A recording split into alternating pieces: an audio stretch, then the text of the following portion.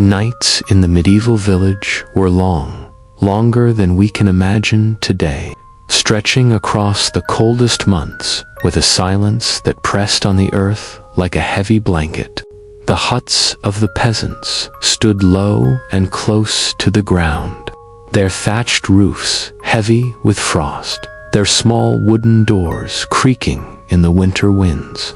Inside, families huddled around the hearth, the one true center of warmth and comfort. There was no glory in these nights, no great adventure, only the slow, patient act of survival, the endless repetition of ordinary people enduring through the cold. The hearth was everything. It was more than a fire. It was life itself. The smoke curled upward, darkening the beams, staining the thatch, filling the air with a smell that never left clothes or skin.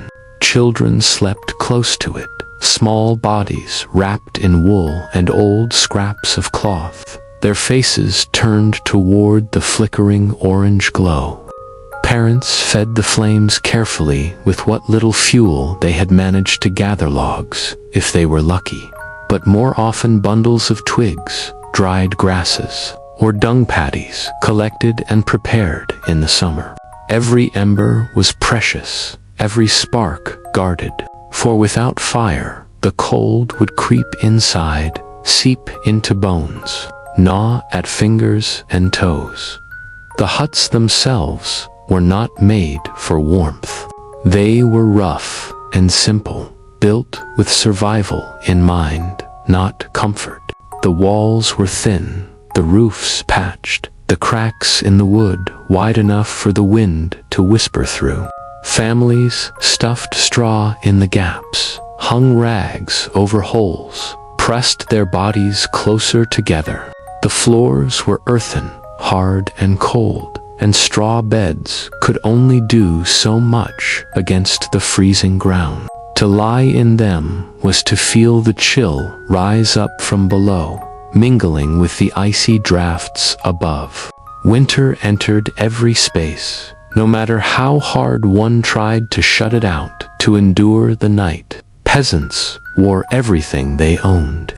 Tunics of rough wool stayed on even while sleeping. Cloaks were pulled tight. If a family had furs, they layered them on top of the straw beds. Blankets were few, so bodies pressed together. Parents with children, siblings with one another, everyone sharing warmth. Even animals joined the family in the hut. A goat, a cow, a few chickens, their body heat adding to the warmth, their presence both necessity and comfort. The smell was strong, sometimes overwhelming, but no one complained. For survival came before comfort. Food was as important as fire. Hunger made the cold unbearable, and only a full stomach could keep the body's heat alive through the night. In autumn, peasants stored what they could: grains, beans, onions, turnips. Meat, if they had it, was salted or smoked, saved for the darkest months. Yet no store was ever enough. Families rationed their meals carefully, stretching every piece. Thin broths simmered over the fire, flavored with cabbage, roots, and, if fortune smiled, a scrap of pork fat.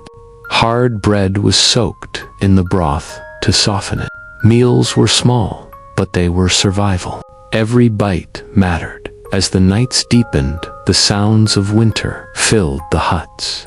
The fires crackle, the rustle of straw as children shifted in sleep, the groan of the wind against the shutters. Outside, wolves howled in the forests, their cries echoing across snow. Sometimes silence fell, heavy and absolute, broken only by the steady breathing of those huddled inside. In that silence, peasants lay awake, listening to the faintest sounds, the sigh of the roof settling, the whistle of air through a crack, the beating of their own hearts. Night stretched long, so long it seemed endless. until at last a gray dawn crept over the horizon. But survival was never easy. Frostbite came quietly, stealing feeling from fingers and toes. Coughs echoed in the darkness, fevers rose in the smoky air, and infants struggled for breath in the stifling heat and dampness. Parents watched over them anxiously, holding them close, whispering prayers through the long hours. Every winter claimed lives. The small graveyards beside the churches grew with each passing year, each wooden cross standing stark against snow. And still, people endured. They had no choice. Life continued in the morning just as it had the night before. Fires were rekindled from the faintest embers. Cloaks were thrown over shoulders. Men trudged through snow to chop wood. Women spun wool or baked bread. Children helped with chores as best they could. The cold was heavy, but life pressed forward regardless. To stop was to die, and the peasants knew how to continue. Winter nights were not marked by joy or excitement, but by endurance. They were long, repetitive, weary, and yet within them there was a strange rhythm, a strange strength. Families drew close, stories were told by the fire, prayers whispered to the heavens. Life in those nights was small, humble, unremarkable to the world beyond, but to those who lived it, every night endured was a victory. Every dawn seen was a blessing. The coldest nights in the medieval world were not extraordinary, they were ordinary, expected, endured by all. Yet, in their quietness, they told a story, not of triumph, not of glory, but of persistence. A story of how people, with so little, survived so much. A story of human patience, stretched across endless winters, carrying lives forward, generation after generation. In the medieval village, winter was never simply endured. It was prepared for, and at the very center of that preparation was fuel. Not fuel as we think of it today, not coal from the depths of the earth, not oil, not gas, but the simplest and most modest things, sticks and branches, bundles of straw, cakes of dried dung, scraps gathered bit by bit, stored carefully for the months when the world outside would be frozen silent. Fire was not a luxury. It was the one true line between survival and despair. The gathering of fuel was not a task of a single day, but of seasons. Even as summer lay warm and the fields ripened with grain, peasants thought of the winter to come. Children ran barefoot in the dust, but their parents were already tying small bundles of brush together, already saving every scrap of straw from the threshing floor, already gathering dung from the animals and shaping it into rough discs, leaving them to dry beneath the sun. Every act of gathering, every armful of sticks, was an act of foresight, an act of hope that when snow lay deep, when nights stretched long, there would still be fire in the hearth. The forests that ringed the villages were places of both promise and fear.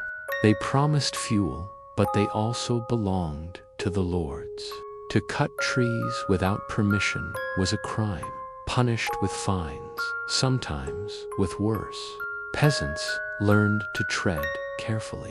They gathered only what was allowed, the fallen branches, the dead wood lying scattered across the ground. Children with sharp eyes scurried among the leaves, filling baskets with twigs, laughing softly at their small discoveries. Mothers bent low, dragging bundles behind them. Fathers, cautious, lifted heavier pieces when they could find them. The forest gave, but it never gave easily.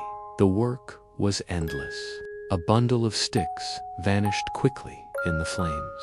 A small pile of dung cakes burned away in an evening's meal. There was never enough, no matter how carefully one planned. The peasants lived with this awareness, with the constant, quiet anxiety of scarcity. Every armful of fuel was a treasure. To waste it was unthinkable. A single log might be split into smaller pieces, stretched out across many nights.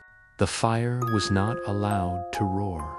It was coaxed, encouraged, kept small, just enough to warm hands, just enough to boil the pot, and always the hearth was watched. Even in the deepest part of the night, someone stirred. A mother would rise to check the embers, carefully pulling them together, adding a scrap of straw, a chip of wood. A father might rouse himself, feeding the faint glow with a piece of dung. The hearth was like a living thing, never to be neglected, never to be left to die. For if the fire went out completely, if the ashes turned cold, it meant hours of effort to coax a new flame.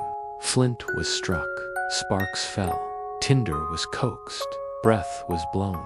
But in the damp of winter, success was never certain. A cold hearth could mean a night of shivering, a day of misery. Inside the huts, smoke hung heavy. There were no chimneys, not in most peasant homes. The smoke curled upward, filling the rafters, staining the beams black. It stung the eyes, made them water, made throats ache. Yet the peasants endured it, for smoke meant fire, and fire meant life. Children coughed, elders wheezed. Clothes and hair carried the scent that never left. But still the fire burned, and still families gathered close to it. To gather fuel was not only to survive the night, but to survive hunger. Fire boiled the thin broth.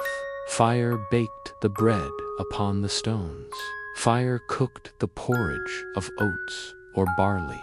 Without it, there was no warm food, no comfort against the cold that gnawed at bones.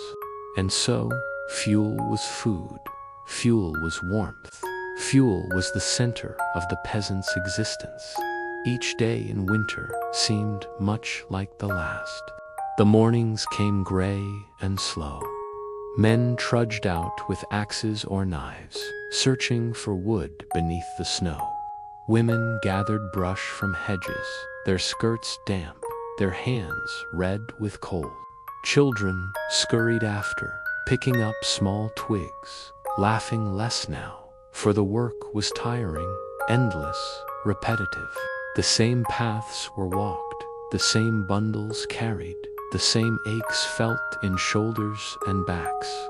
The rhythm was unchanging, as if time itself was caught in the cycle of gathering and burning. Gathering and burning, there was no room for laziness. To fail in gathering fuel was to invite death. A family with too little wood, too few dung cakes, too small a pile of straw would find themselves shivering in the long night, their fire dimming too soon, their pot left cold. They would lie pressed together on the straw bed, pulling rags tighter, listening to the whistle of the wind outside, praying for dawn to come quickly. And yet dawn came slowly, always slowly, stretching out the misery. Even animals were part of this cycle. The cow in the corner of the hut gave more than milk. Her dung, dried and shaped, fed the fire. The goat gave both warmth and fuel.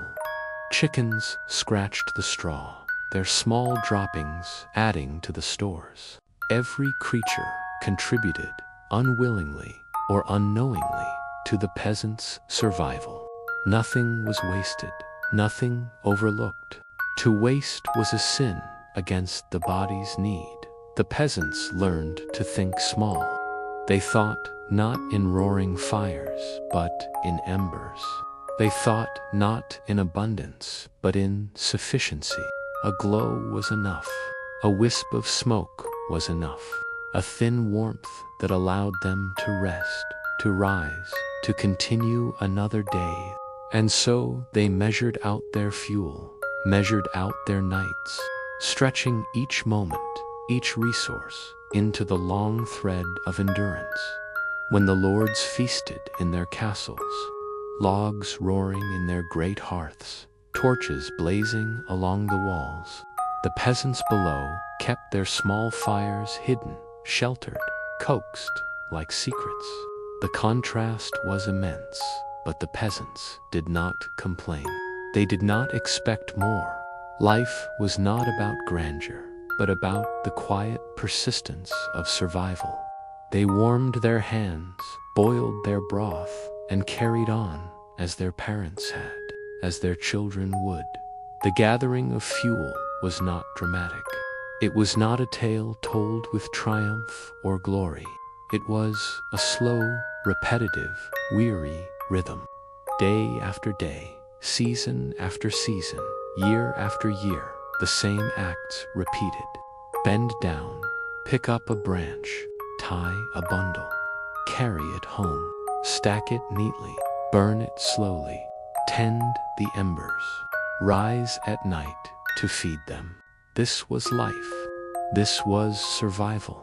This was the quiet story of peasants enduring winters in a world where comfort was rare, but endurance was constant. And in this monotony lay a strange kind of peace.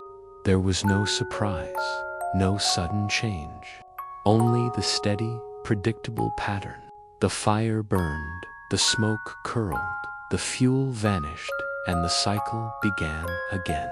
In the sameness, in the repetition, there was a sense of belonging to time itself, as though one's life was part of something older, something that stretched back before memory and forward beyond it. The peasants did not think of it. They did not think of it as struggle. They thought of it only as living. They gathered, they burned, they survived. The nights passed, the winters passed, the generations passed, and in every season, fuel remained the quiet heart of their endurance.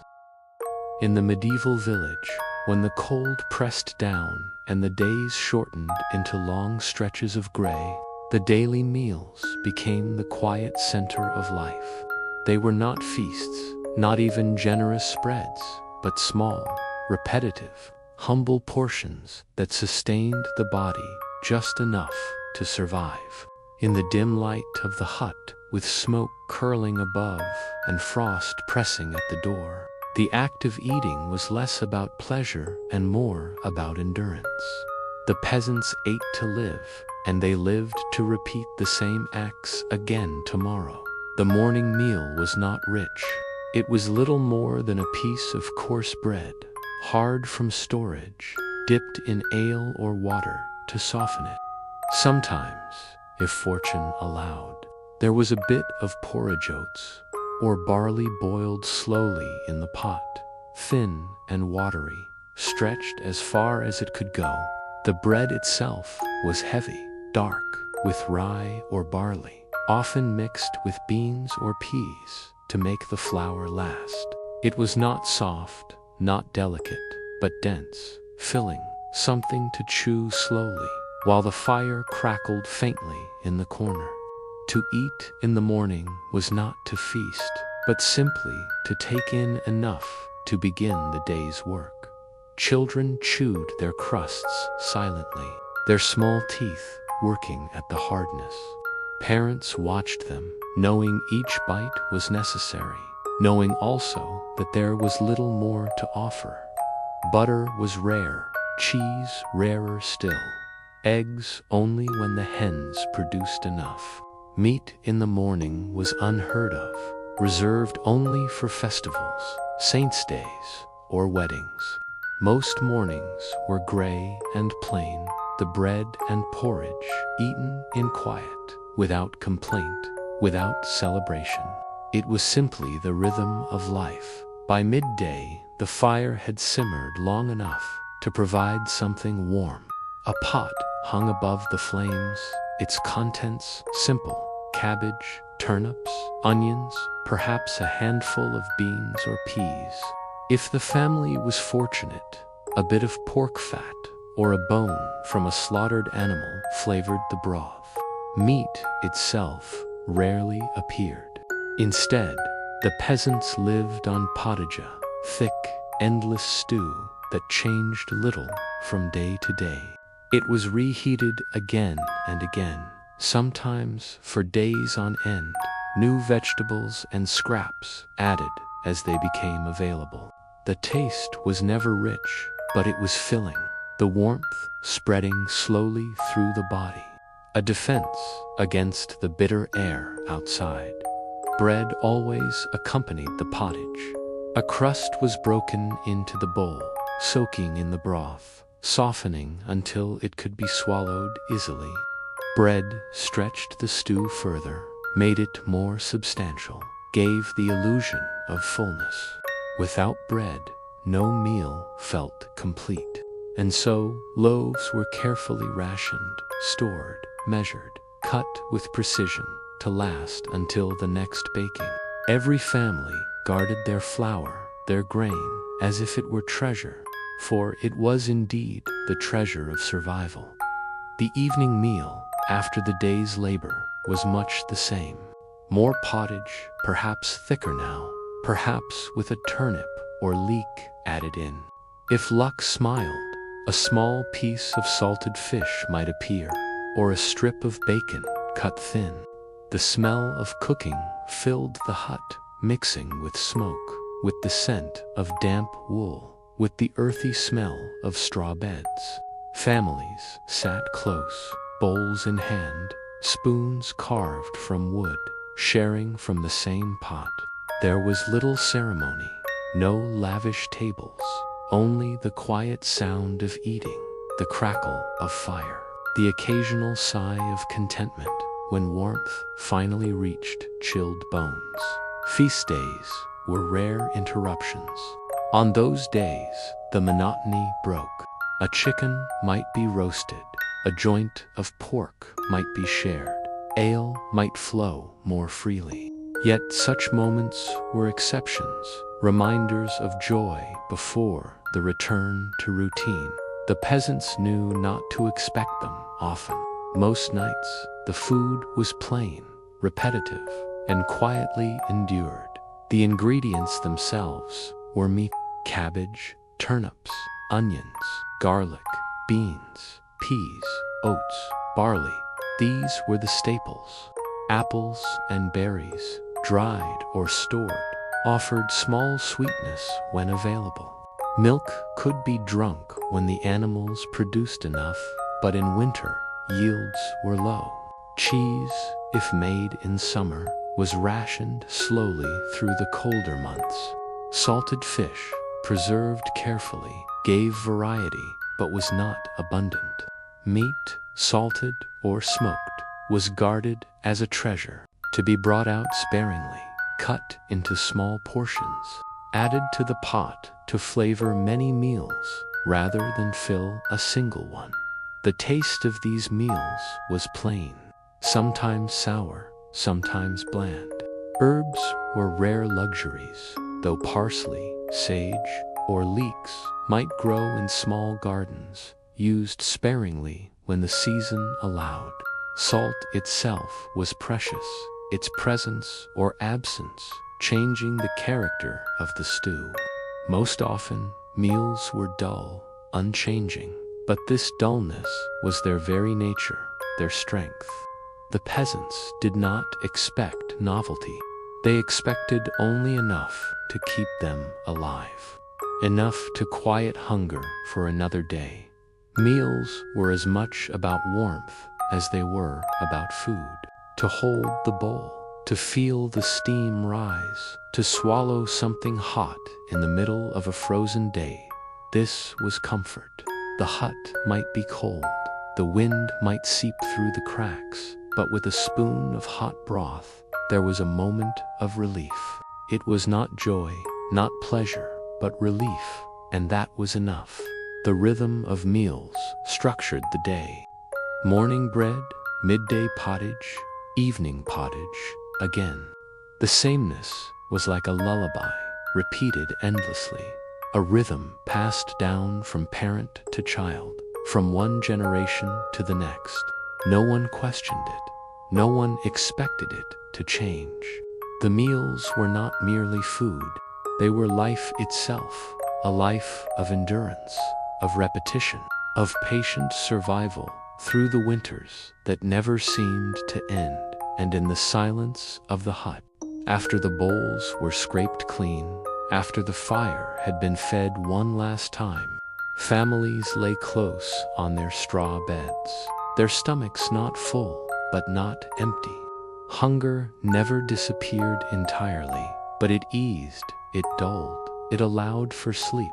Outside, frost spread across the earth. The wind carried its lonely cry. But inside, the peasants rested, ready to wake again, ready to repeat the same small rituals, ready to eat the same small meals, ready to endure once more. The story of peasant meals in winter was not one of abundance. It was a story of smallness, of simplicity, of repetition. It was the same stew, the same bread, the same porridge, day after day, year after year. It was not exciting, not glorious, but it was enough. And in being enough, it carried them through, just as it had carried their ancestors, and just as it would carry their children. The nights in winter were the longest trial for the medieval peasant. Days were short, filled with labor, but nights stretched on endlessly, dark and heavy, pressing down upon the village with a silence that seemed eternal.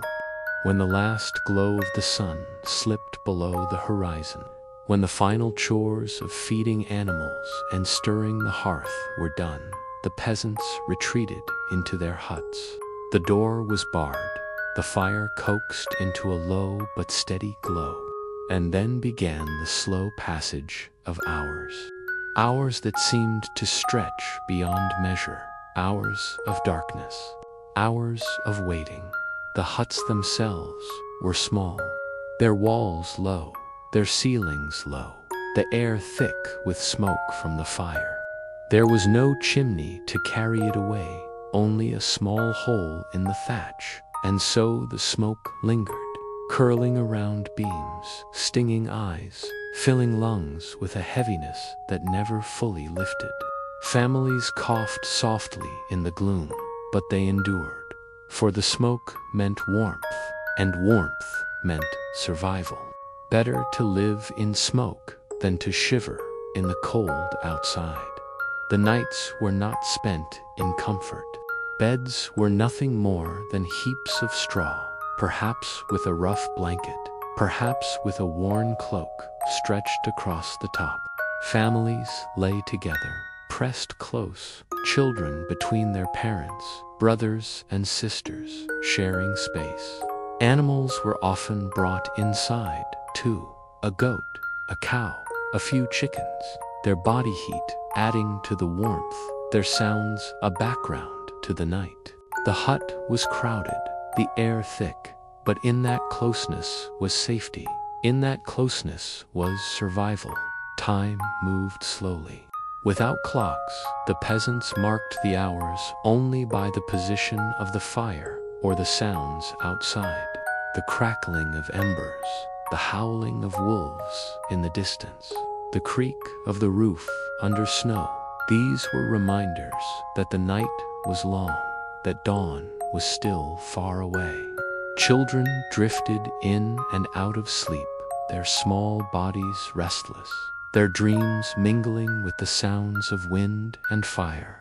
Parents dozed lightly, waking often to tend the embers, to stir the pot if it still simmered, to check the animals, to whisper prayers in the dark. There was little to do in these hours. Some families told stories, the same old tales repeated again and again. Stories of saints, of travelers, of distant lands none of them had ever seen. Others sang softly, lullabies or chants, voices low so as not to waste the air. Most nights, however, were filled only with silence, the silence of exhaustion, the silence of waiting, the silence of people who had worked from dawn until dusk and now only wished for rest. Sleep itself was never deep. The cold crept in, numbing toes and fingers. The straw shifted beneath bodies, scratching skin, making it hard to find comfort. The fire dimmed too quickly, leaving the air cold again, forcing someone to rise, to feed it with another twig, another piece of dung, another scrap of straw.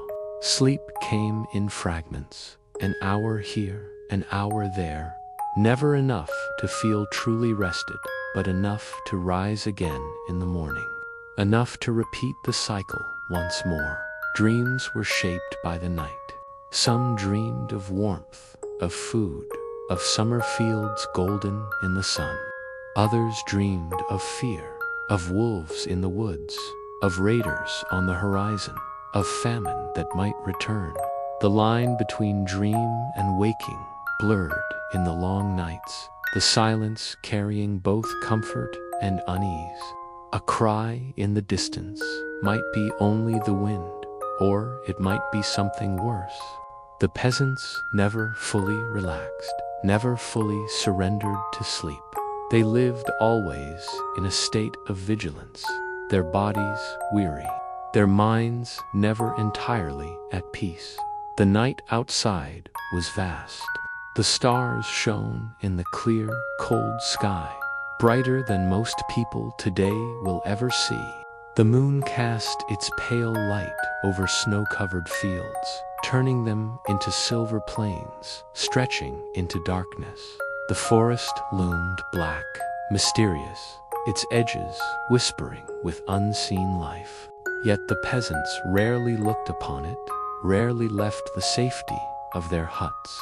The night was not for wandering. The night was for waiting, for enduring, for pressing through until dawn. And dawn came slowly. The sky lightened by degrees, from black to gray, from gray to pale blue, until at last the sun crept above the horizon. The cold did not vanish, the hunger did not vanish, but still there was relief. The long night was over. The peasants rose stiffly from their straw, fed the animals, stoked the fire, and began once more the endless work of survival. These nights were not remarkable. They did not change, did not vary, did not bring surprise. Each one was like the last, and each one led only to the next. They were heavy with sameness, heavy with monotony, heavy with the slow passing of time. And yet they were endured by countless peasants through countless winters, endured by mothers, fathers, children, elders, endured by people whose names were never recorded, whose lives were never celebrated, but who nonetheless lived, endured, and carried life forward. The long winter nights of the medieval village were not filled with glory, not filled with wonder. They were filled with smoke, with silence, with the slow beating of hearts waiting for dawn. They were filled with patience, with repetition, with the endless rhythm of survival. And in their quiet, they told the story of human endurance, the story of people who lived not for greatness, but simply to see another morning. And so the cycle continued, night after night, year after year, generation after generation. The nights stretched on, the dawns returned, the winters passed, and still the peasants endured. Their story was not told in great deeds, but in small ones, the tending of a fire, the sharing of a meal, the whisper of a prayer in the dark. It was a story of survival, of persistence, of lives lived in quiet repetition through the longest and coldest nights of all. Winter was long, longer than words could measure, longer than memories could count. For the medieval peasant, it stretched across weeks and months with a sameness that pressed down upon the body and the soul. Each day was cold, each night was long, each moment carried with it, waiting for warmth, waiting for light, waiting for spring. The waiting began almost as soon as winter arrived. When the last harvest was gathered, when the fields lay bare, when the first frost bit the earth, peasants knew the season of endurance had begun. They had prepared as best they could, stacking firewood, storing grain, salting meat, drying beans, gathering roots, but no preparation was ever enough. Winter was always harsher than expected, always colder, always longer. And so, from the very start, there was a sense of waiting, waiting for what would come after, waiting for spring to return.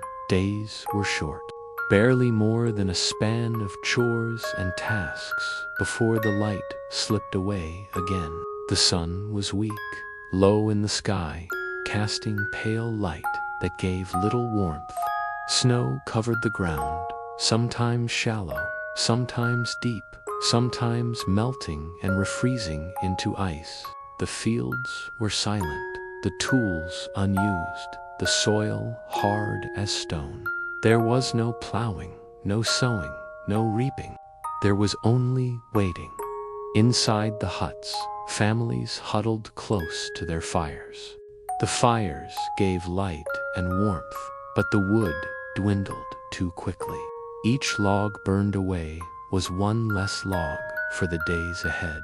Each spark carried both comfort and worry, for it meant survival now, but scarcity later. And so peasants fed their fires slowly, carefully, measuring out their fuel as if measuring out time itself.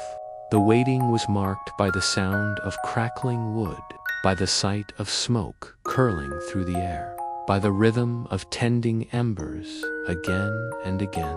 Food was the other measure of waiting.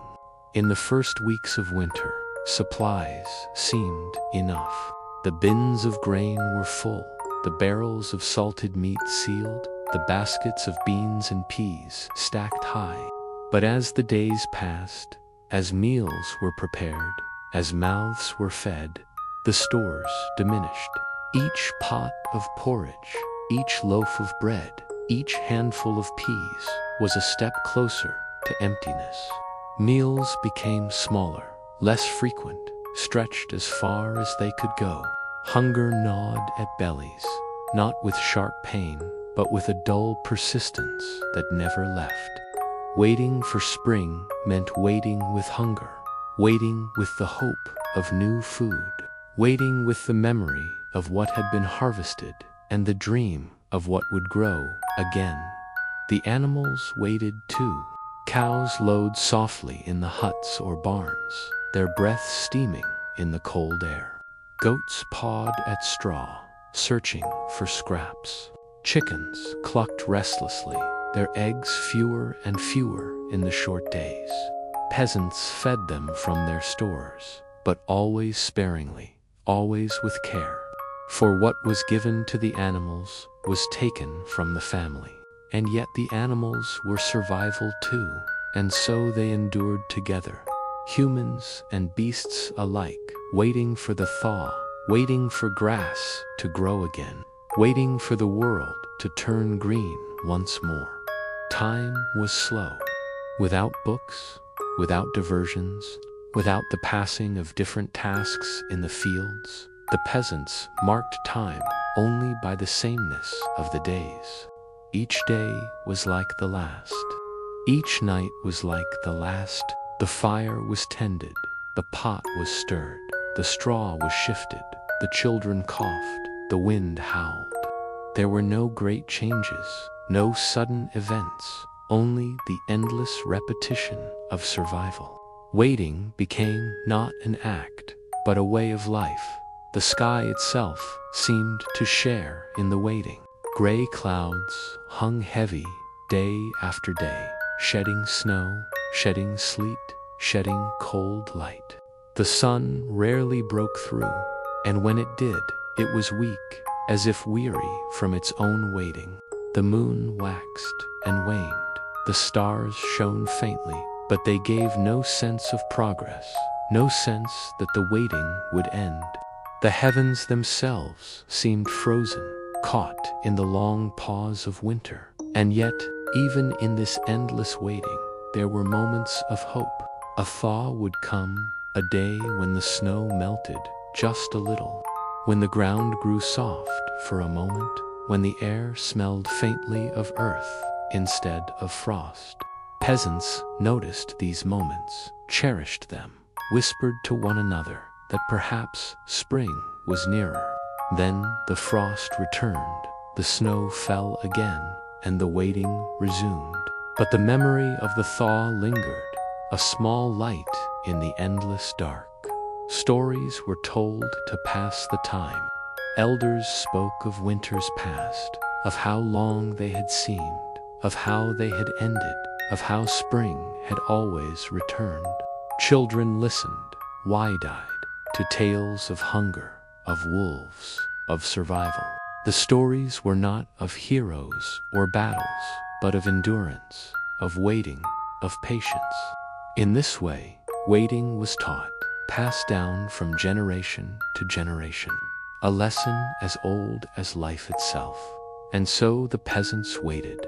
They waited through hunger, they waited through cold, they waited through sickness, they waited through silence. They waited with patience, they waited with weariness, they waited with hope. Waiting was not easy, but it was necessary. Waiting was survival. Waiting was life itself in the long winter. At last, though slowly, spring did come. The snow melted, the rivers swelled, the earth softened. The first shoots of green appeared, fragile and small, but a promise nonetheless. The peasants watched with relief, with joy, with gratitude. Their waiting was over. The cycle of labor would begin again. The fields would be worked again. The food would grow again. The waiting had been long, but it had led to life renewed. And though another winter would come, though more waiting lay ahead, for now there was light, for now there was warmth, for now there was spring. The story of medieval peasants was the story of waiting. Not waiting for greatness, not waiting for change, but waiting simply for the turning of the seasons, for the return of warmth, for the renewal of life. It was a waiting filled with repetition, with patience, with endurance. It was a waiting that seemed endless, but always ended, always gave way to the next season, always gave way to life continuing. And so, in their huts, by their fires, with their families close, the peasants waited. They waited through the long nights, through the short days, through the endless cold. They waited with faith, they waited with hope, they waited with the knowledge that spring would come. Their waiting was not in vain, for the world turned, the seasons changed, and life endured. The long wait for spring was the essence of their winter, the essence of their survival, the essence of their story. It was boring, it was slow, it was repetitive, but it was also life, and it was enough. Morning in the medieval village came not with sudden brightness, but with a slow gray light creeping across the horizon. The rooster crowed, not once, but again and again, its call carrying through the still air, reminding the peasants that another day of survival had begun. The fire, left smoldering through the night, had to be coaxed back to life. A father or mother stirred from the straw bed, eyes heavy, limbs stiff from the cold, and bent over the embers, blowing gently, adding twigs, coaxing flame from ash. The room filled once more with smoke, stinging eyes. But this was the beginning of the day, the beginning of the long routine. The family did not wake all at once. Children stirred slowly, rubbing their eyes, reluctant to leave the warmth of shared blankets. The elders, stiff with age, sat up with effort, their joints aching from the chill. Step by step, the hut came to life. The sounds of coughing, of feet shifting on straw, of whispers and murmurs filled the small space. Outside, the animals stirred as well, lowing softly, clucking softly, scratching softly, as if they too knew the day had begun. The first task of every morning was tending to the animals. Cows needed to be milked, goats needed to be fed, chickens needed to be let out or given grain. A child or a parent stepped into the cold, their breath steaming in the frosty air, their hands already numb before the work began. They carried buckets, they carried handfuls of straw, they carried whatever scraps of grain they had left. The cow's milk was precious, not much, not rich, but enough to be part of the morning meal. The chickens gave eggs, sometimes not every day, but often enough to matter. The animals were thin, like the family, enduring the winter, waiting for spring. Caring for them was part of caring for survival itself, back in the hut. The fire was now burning more brightly, though it was still weak, still fragile. A pot was set over it, filled with water, if there was any, with scraps of grain, if there were any, with milk, if the cow had given some. Breakfast was not a feast. It was a thin porridge, a crust of bread, sometimes only warm water to sip. The family gathered around, sitting close, sharing quietly. The food was eaten quickly, though slowly, at the same time, each bite chewed long to make it last. Hunger was never fully gone, but the small meal gave enough strength to begin the work of the day. The hut itself needed attention. The straw bedding was shifted, the ashes swept aside, the pots cleaned as best they could be. Everything was simple, everything was basic, everything was repeated day after day. There was no newness, no change, only routine. But routine was what kept life steady. Routine was what ensured survival. Routine was what tied one day to the next, what tied one generation to the next. The children had their roles. The younger ones gathered kindling, their small hands carrying twigs, their small feet leaving prints in the snow. The older ones helped with animals, helped with water, helped with grinding grain if there was any left to grind. Childhood was short, for even children had tasks. Even children shared in the work of the morning. Their laughter was rare, their play was brief, for there was always something to do, always a task to be repeated. Fetching water was one of the heaviest tasks.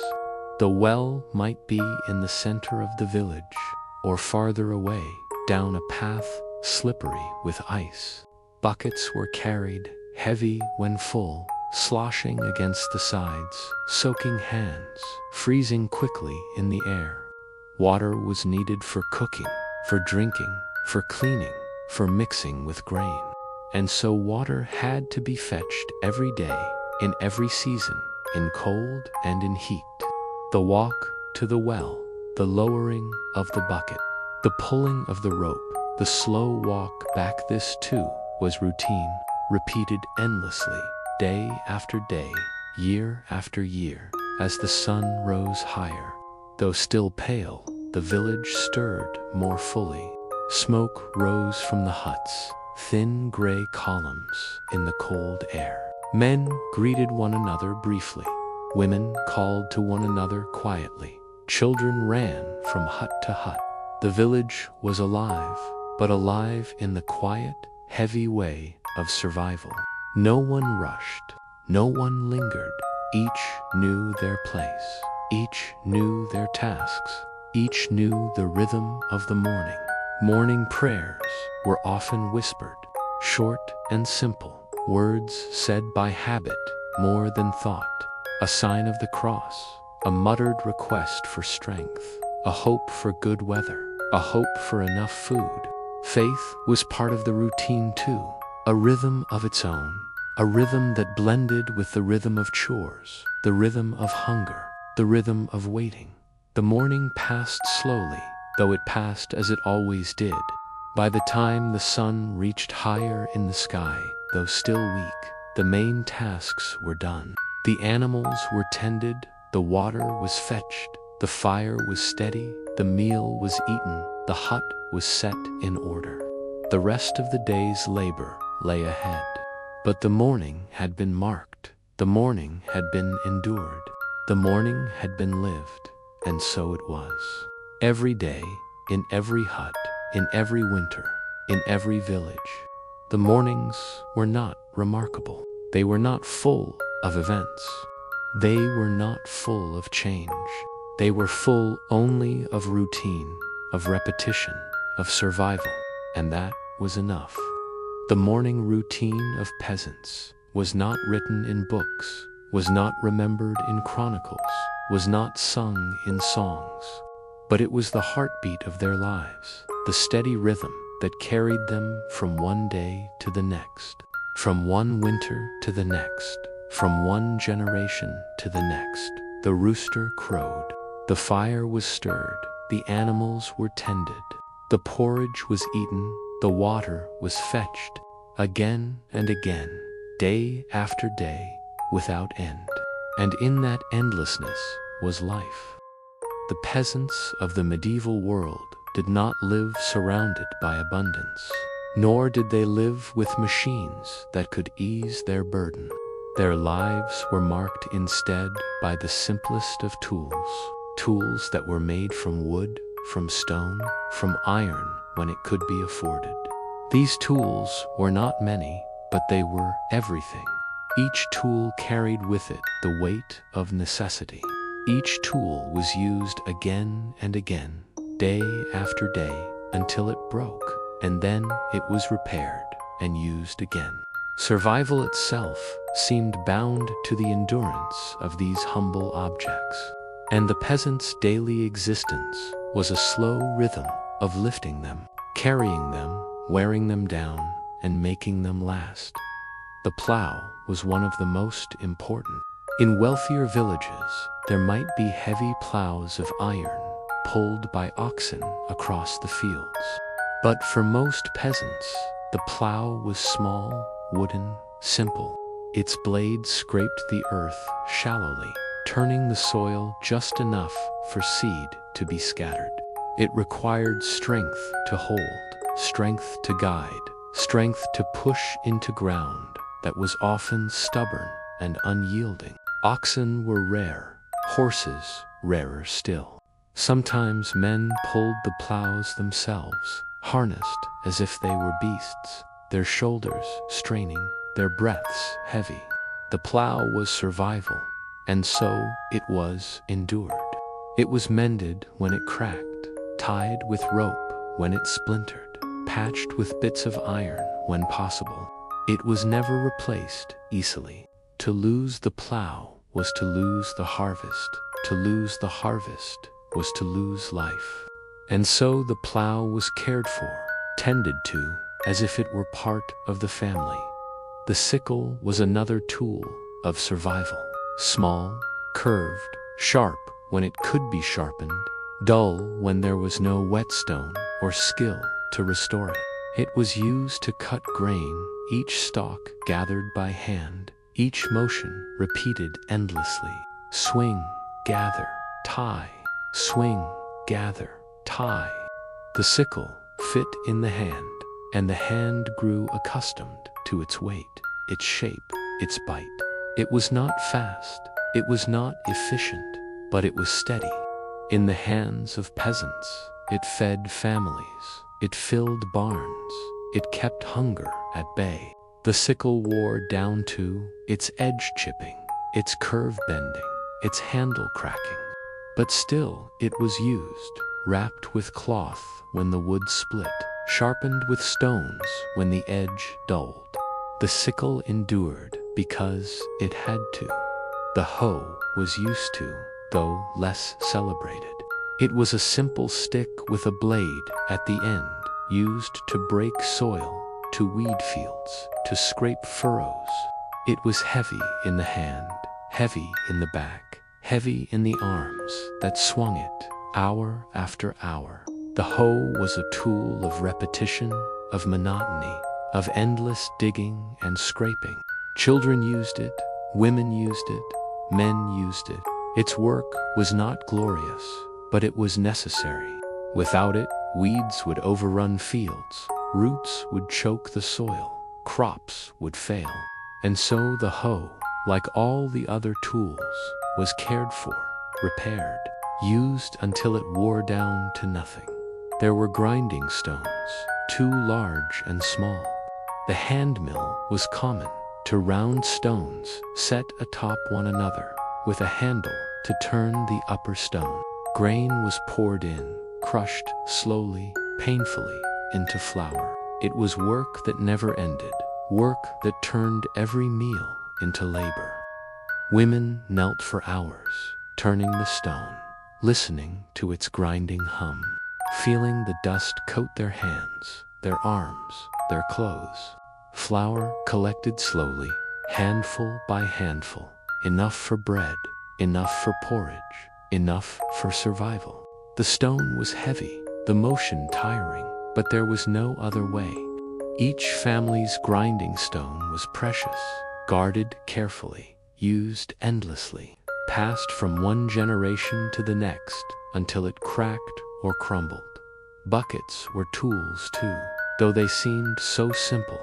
Wooden buckets, bound with iron bands, carried water from wells, carried milk from cows, carried slops to animals. They leaked sometimes, their staves drying and shrinking, their bands slipping loose. But they were fixed, soaked to swell the wood, patched with rags to stop the leaks. A bucket was not just a container, it was a lifeline. Without it, there was no water. Without water, there was no life. Carrying buckets was part of daily routine. Heavy loads sloshing against legs, against feet, again and again, year after year. Cooking pots sat over every fire. Iron when it could be afforded, clay when iron was too rare. They were blackened with soot, cracked by heat, mended with care. Everything went into them: grains, beans, scraps of meat, wild herbs. They boiled slowly, they simmered endlessly. They fed families with whatever could be gathered. The pot was never empty for long. Even when there was little to put in it, something simmered, something cooked, something gave off steam. To lose a pot was disaster. To break one was despair. They were kept as long as possible, patched, repaired, balanced over stones when their handles gave way. Other tools were simple too. Wooden spoons, rough-hewn, their edges splintering. Knives, dull and worn, sharpened only roughly, their blades not shining but gray. Axes used to cut wood, their handles smooth from years of hands gripping them. Their heads sometimes loose, wedged tight again with slivers of wood. Rope, twisted from hemp or flax, fraying and breaking, tied together again and again, until nothing was left but scraps. Even clothing could be thought of as tools. Woolen tunics, patched endlessly, shoes stuffed with straw when the leather wore through, cloaks heavy with years of use, Each tool was not just an object.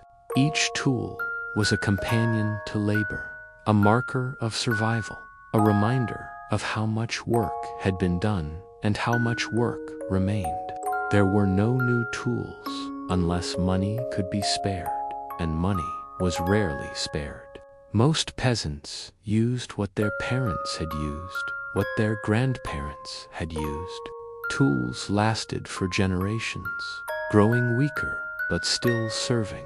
They carried with them the weight of time, the touch of countless hands, the memory of countless days. The tools were not admired. They were not displayed. They were not thought of as beautiful.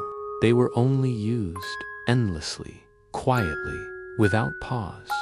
They filled the peasants' hands, filled their days, filled their lives. They wore down bodies as much as bodies wore down them. They were part of the monotony, part of the rhythm, part of the endless cycle of labor. And yet, without them, there was nothing. Without them, there was no field plowed, no grain cut, no bread baked, no fire tended, no water carried. Without them, there was no life. In the evenings, when the tools were set aside, peasants looked at them with weary eyes. The plow resting against the wall, the sickle hanging from a peg, the pot blackened and still warm from the fireage was waiting, waiting for the morning, waiting for another day of use. The tools slept only as long as the peasants did, for with the dawn they would be lifted again, carried again, used again, generation after generation. The same tools filled the same hands. The same motions were repeated. The same labors endured. The tools did not change. The tasks did not change. The rhythm did not change. It was boring. It was repetitive. It was endless. But it was life. From the moment a medieval peasant awoke to the moment darkness covered the land, life was filled with chores.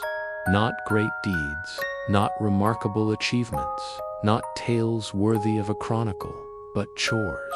Small tasks, endless tasks, repetitive tasks that seemed to return day after day, season after season, year after year. There was no end to them, no escape from them. To live was to work was to repeat, and to repeat was to endure. The chores were not optional. They were survival itself. The day began with the tending of the animals. Chickens needed to be fed. Their coops needed to be checked. Eggs had to be gathered carefully, one by one, taken from nests that smelled of straw and feathers. Cows had to be milked. The task repeated twice a day, every day, without fail. Hands gripped udders, squeezed rhythmically, drop after drop, filling buckets, warm and foamy. Goats, too, provided milk, and their stubbornness had to be managed. Their ropes checked, their bleats answered with patience. Pigs had to be fed slops, their troughs filled, their pens repaired where boards came loose. Sheep needed watching, especially in the morning when they were driven out to pasture. Every animal brought with it more chores, more small tasks that could not be delayed, could not be skipped, could not be ignored. After the animals, water had to be fetched. Always water. The well was not close. The buckets were heavy. The path was muddy. The stones slippery in winter. The dust rising in summer. But water was needed for drinking, for cooking, for washing, for mixing dough, for giving to animals. And so, trip after trip, bucket after bucket, peasants carried water back and forth, the motion endless, the weight unchanging.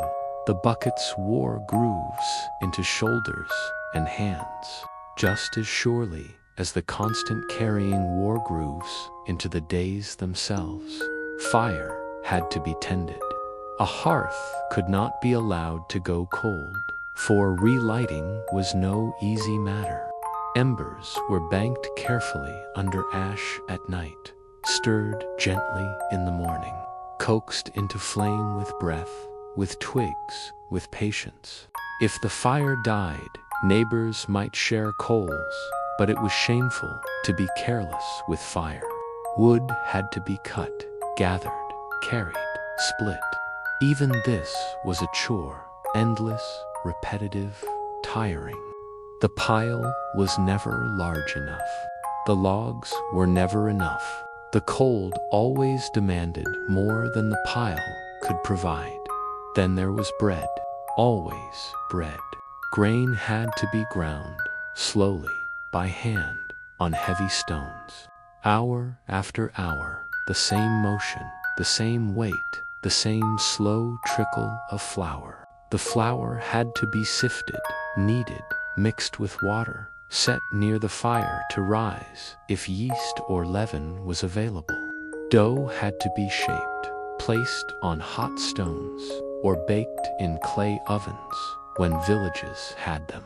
Bread was never abundant, never quick, never easy. It was labor disguised as food, work hidden inside every bite. Clothing, too, required chores without end. Wool had to be washed, carded, spun into thread. The thread had to be woven into cloth, slowly, painstakingly, on looms that filled entire corners of huts. Cloth had to be cut, stitched, mended. Clothes wore out quickly in the mud, in the rain, in the fields. Patches upon patches covered tunics. Cloaks grew heavy with repairs. Shoes split, were stuffed with straw, tied with scraps of leather. Chores of sewing and stitching filled the evenings, when darkness allowed no fieldwork. By the dim light of a fire, needles moved slowly, threads knotted again and again. Cloth held together by patience more than by strength. Children added chores of their own. They had to be fed, washed. Babies cried in the night, needing to be soothed. Small children had to be kept near, their wandering checked, their illnesses tended with herbs and prayers.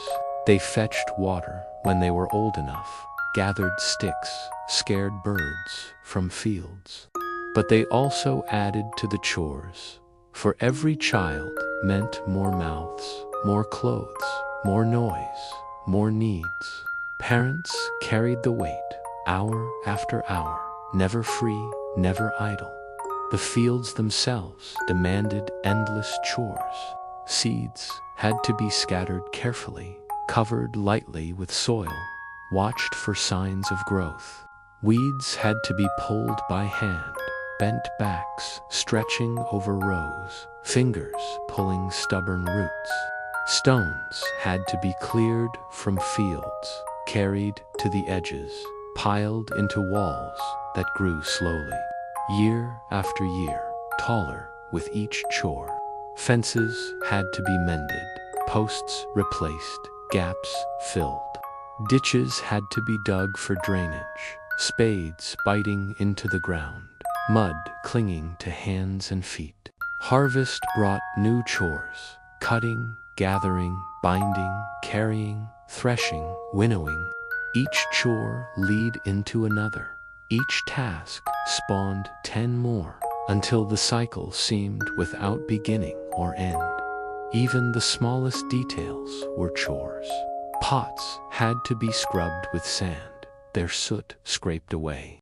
Floors of huts had to be swept, though they were only dirt, swept again and again with bundles of twigs. Bedding had to be shaken, straw replaced when it grew too dirty, lice combed from hair, fleas crushed between fingernails. Doors had to be barred at night, hinges checked, holes stuffed with rags against the cold. Roofs of thatch had to be repaired, handful by handful, each leak patched with bundles of straw, carried up ladders. Chores filled every corner of life, creeping into every moment, taking even the hours that should have belonged to rest. There was never a time without chores. Morning chores led into midday chores, midday chores into evening chores. And when darkness fell, there were still chores to be done: spinning, stitching, tending embers, rocking children, feeding animals, checking locks, listening for wolves outside. There was no rest from them, no holiday free of them. Even on holy days, when work in the fields was forbidden, chores crept in. Animals still needed feeding. Fires still needed tending. Water still needed carrying. The chores did not cease. They were life itself, inseparable from existence, woven into the rhythm of breathing and eating and sleeping. The peasants did not speak of chores as something separate, as something burdensome. They did not call them chores at all. They were simply life. But to us, looking back, they appear endless, monotonous, exhausting. They seem to fill every hour with sameness, every day with repetition, every year with the same tasks repeated again and again. Nothing new, nothing different, only the slow turning of the seasons, marked by the same old duties. The endless chores were not an interruption to life, they were life. And so the peasants endured. They endured with tired bodies, with hands rough from rope, from buckets, from sickles. They endured with backs bent from bending, from lifting, from carrying. They endured with minds dulled by repetition, by monotony, by sameness. But they endured because to stop was to starve, and to starve was to die. The endless chores were not optional. They were the path to survival, slow and boring, heavy and unchanging, but the only path available. The hearth was the center of the peasant's home, not simply a place of warmth, not simply a place of cooking, but the very heart of survival. Without the hearth, the hut was cold. Without the hearth, food could not be cooked. Without the hearth, life itself seemed thin, empty, impossible. And so much of medieval peasant life circled quietly, endlessly, around that small space of fire, smoke, and ash. The hearth was usually nothing more than a shallow pit dug into the ground, lined with stones blackened by years of heat. Sometimes it was raised slightly, built with clay or rough bricks, but always it was simple. Above it hung a pot, iron when fortune allowed, clay when fortune did not. The pot was suspended from a chain, or set upon stones, or balanced carefully on an iron tripod. It never left its place, for it was too heavy, too precious, too necessary. Day after day, year after year, the pot simmered, boiled, bubbled with whatever scraps could be placed inside. Smoke filled the hut, for there was no chimney in most homes. The smoke escaped slowly through gaps in the thatch, or lingered thickly in the air. The peasants lived with it, their eyes watering, their lungs filled, their clothes forever smelling of fire. But the hearth was worth the smoke. It was the only warmth against winters that froze the earth solid.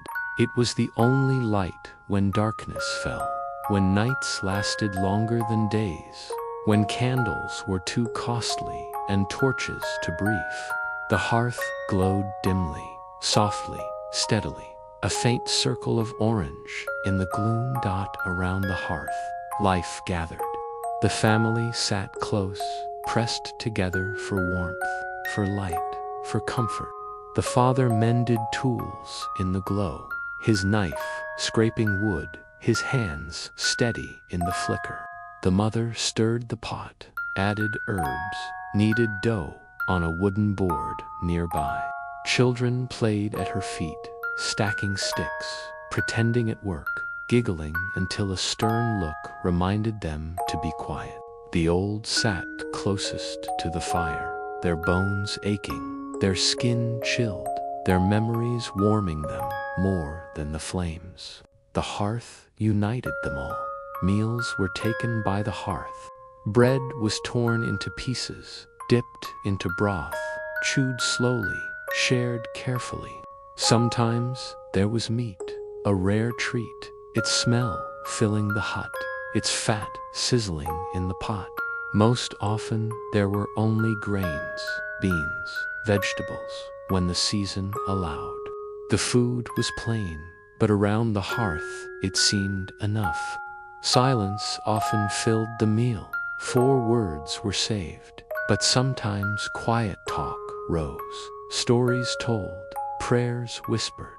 Always the fire crackled softly, steady beneath it all. At night, the hearth was banked carefully. Ash was piled over glowing embers, preserving their heat for morning. The family lay down near it, on straw pallets, wrapped in wool, pressed together.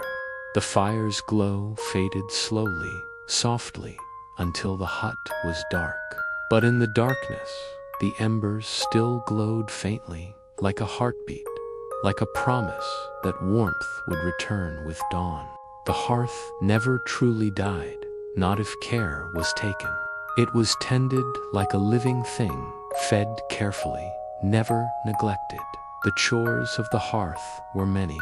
Wood had to be gathered, cut, split, stacked.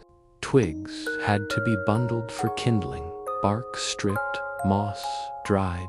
Ash had to be swept, though it never truly disappeared, for the floor was earth, the walls rough, the air always heavy. Pots had to be scrubbed, their blackness scraped, their cracks patched.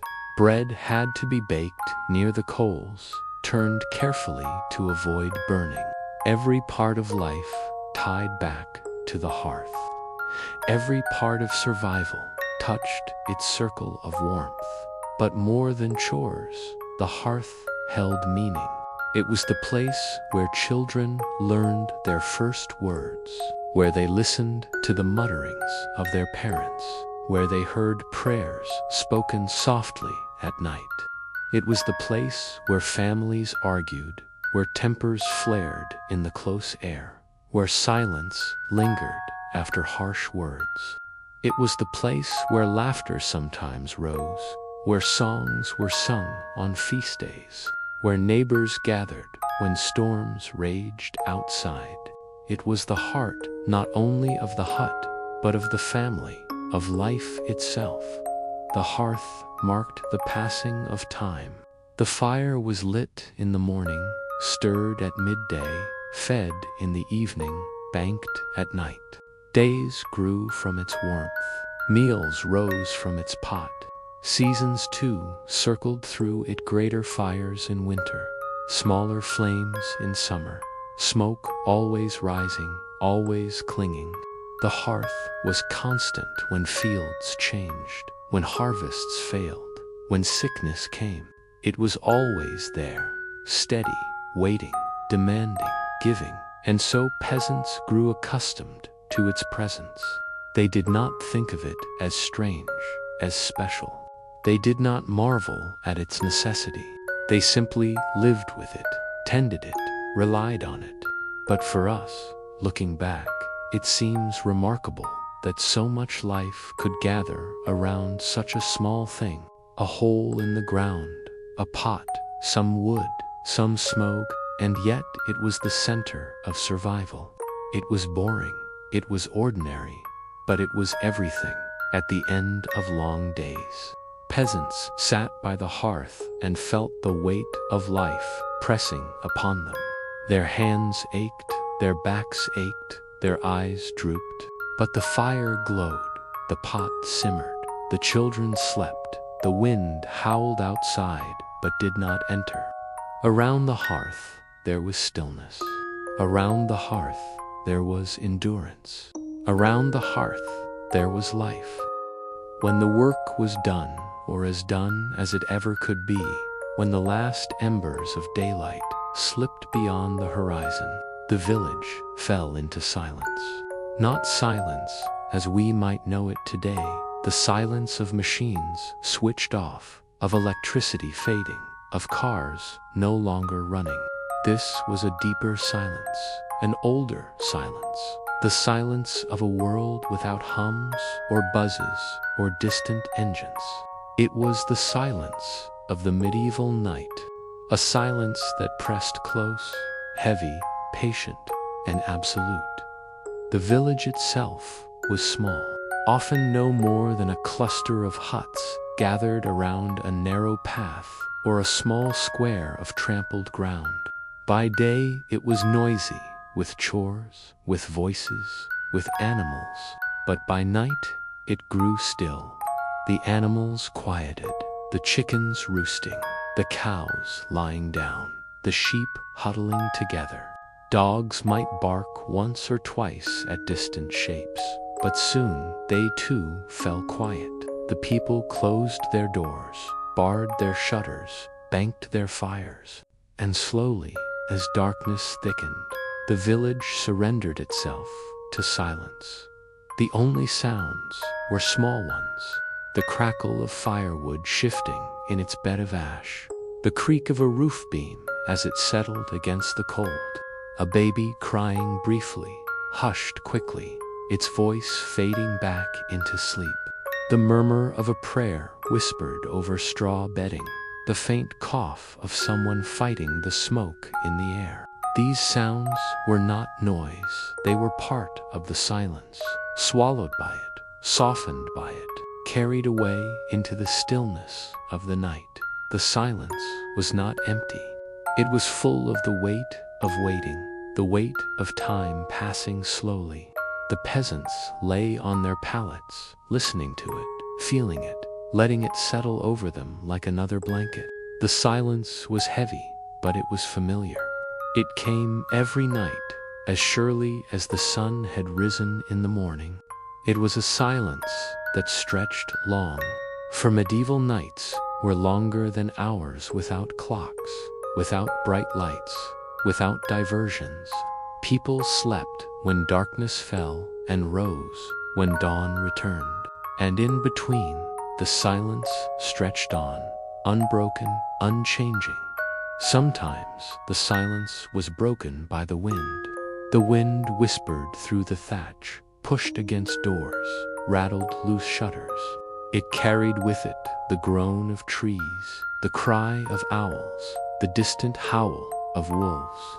But even then, the village remained still, huddled close in its silence. The people listened, prayed quietly, trusted their doors and their dogs, and lay waiting for morning.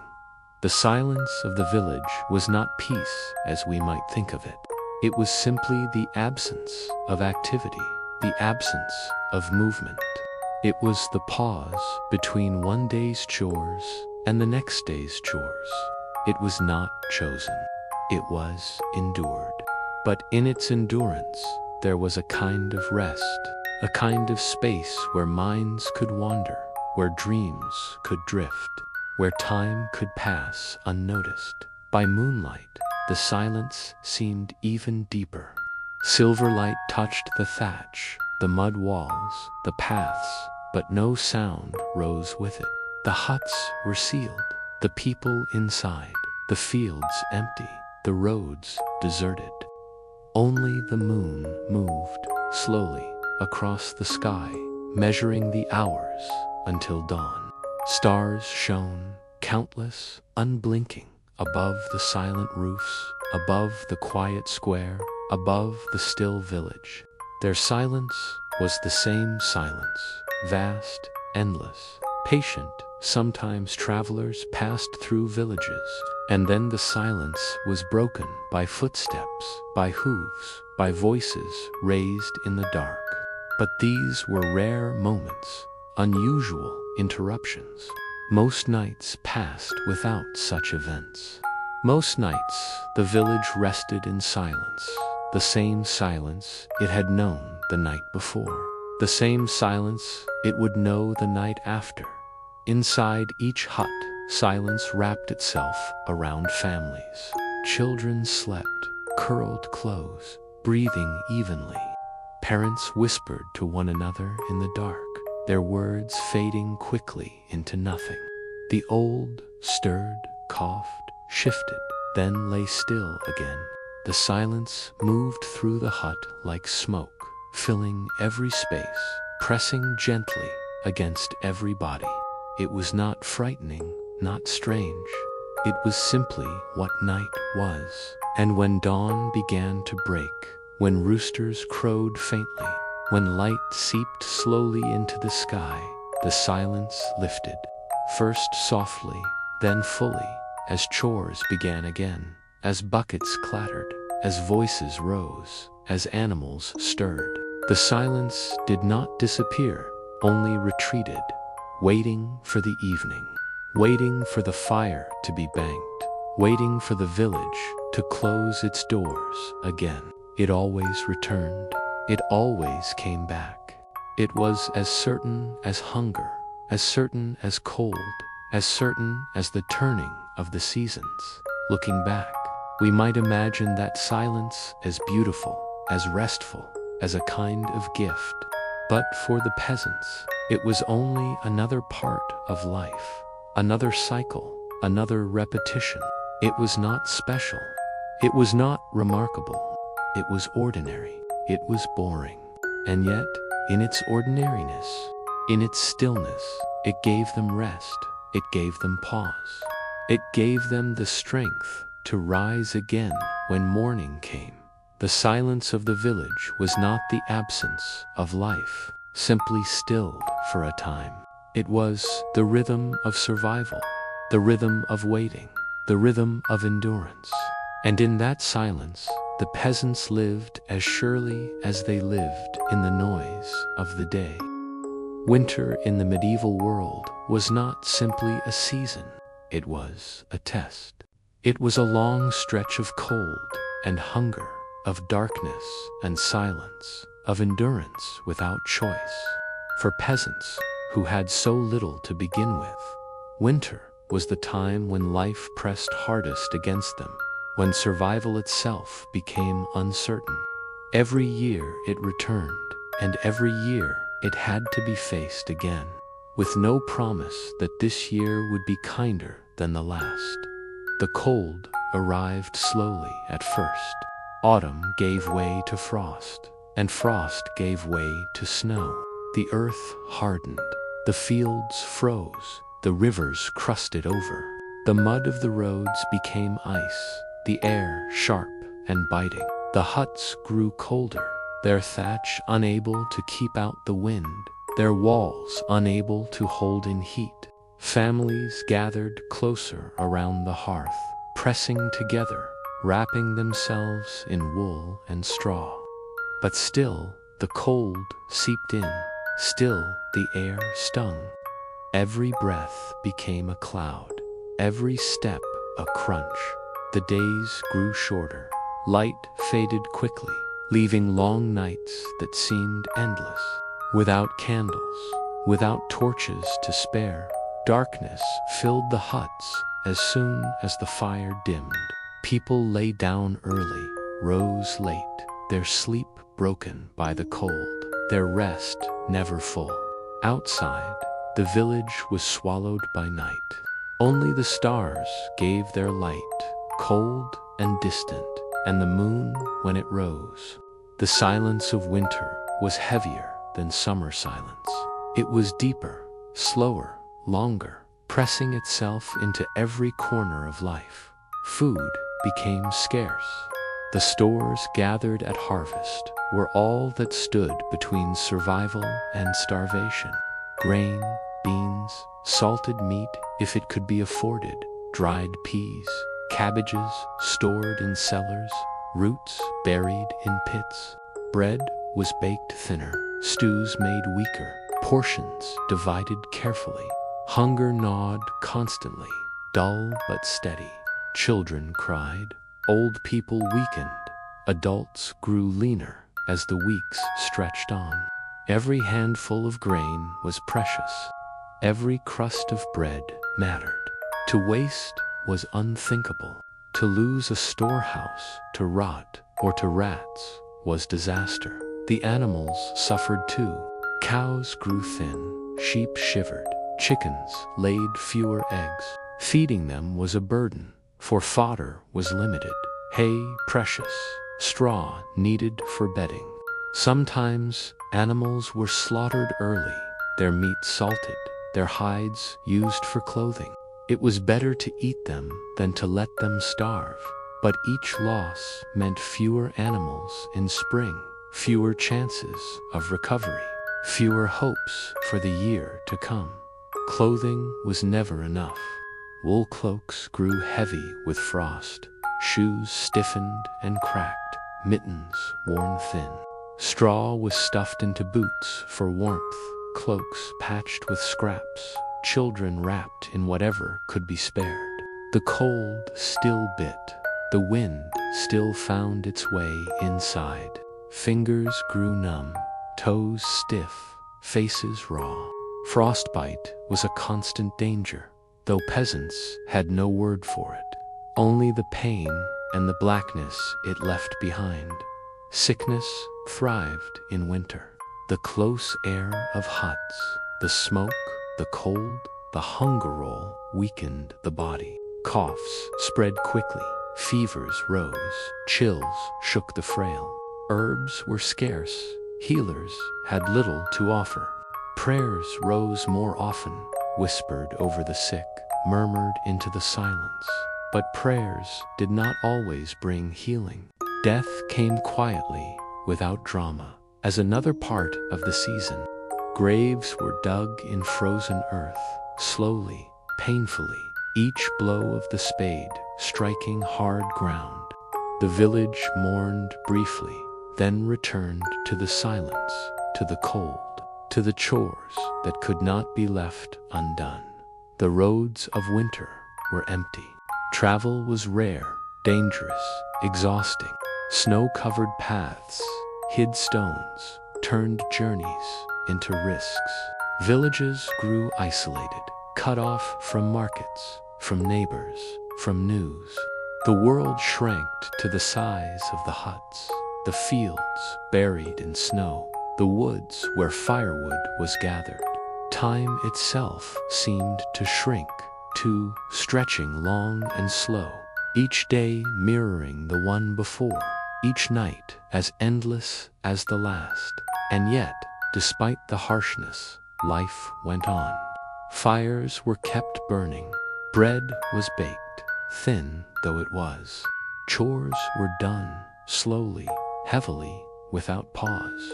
Children still played when they could, their laughter faint but real in the cold air. Adults still spoke softly, still told stories, still prayed together.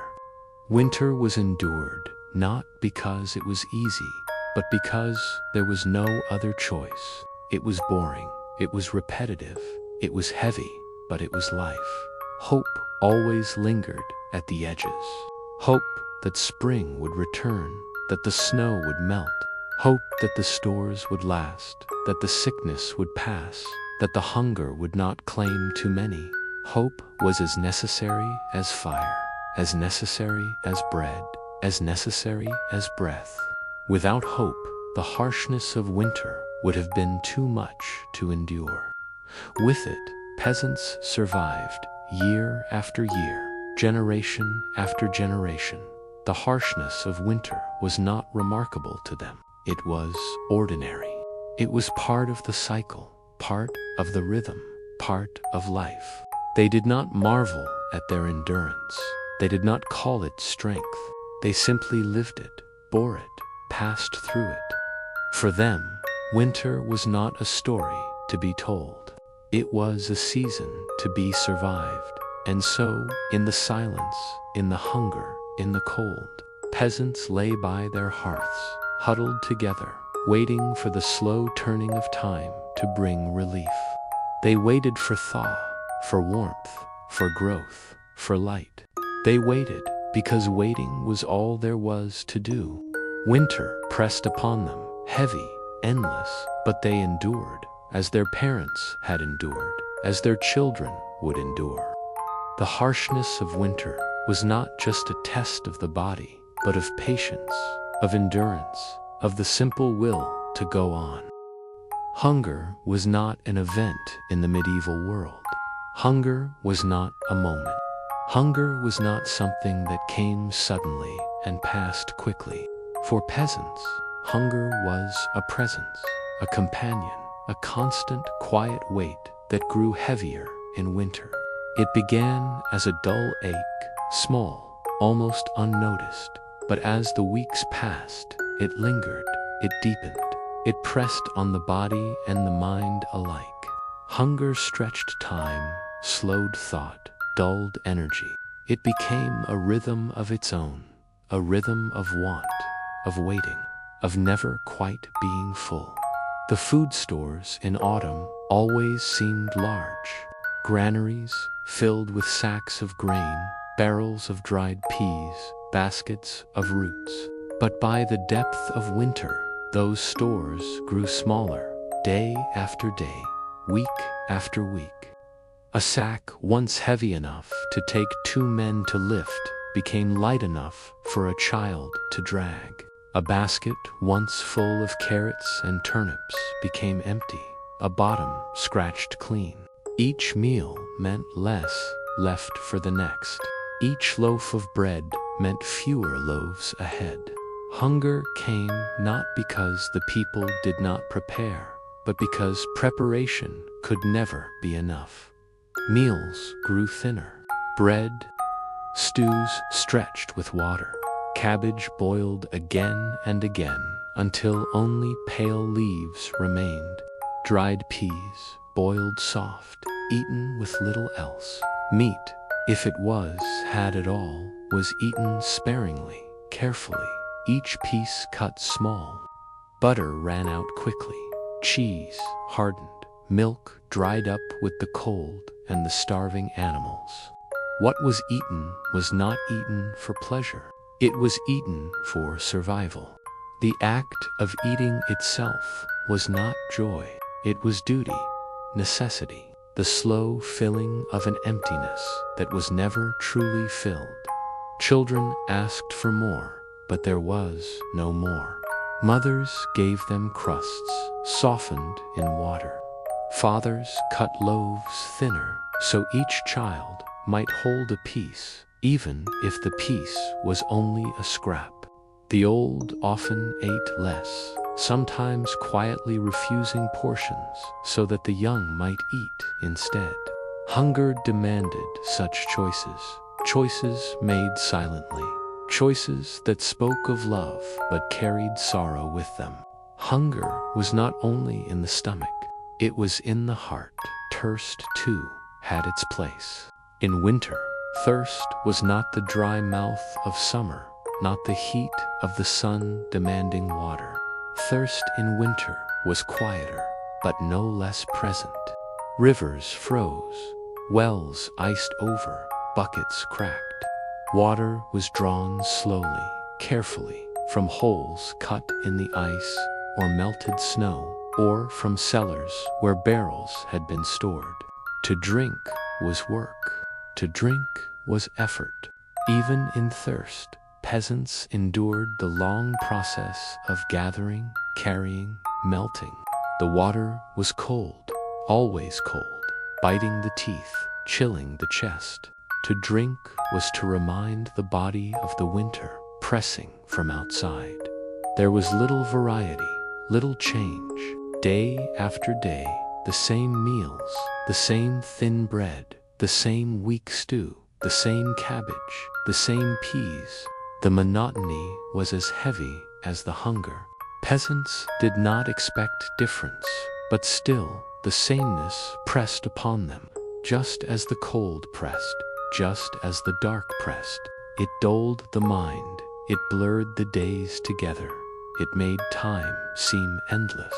Fasts set by the church were added burdens.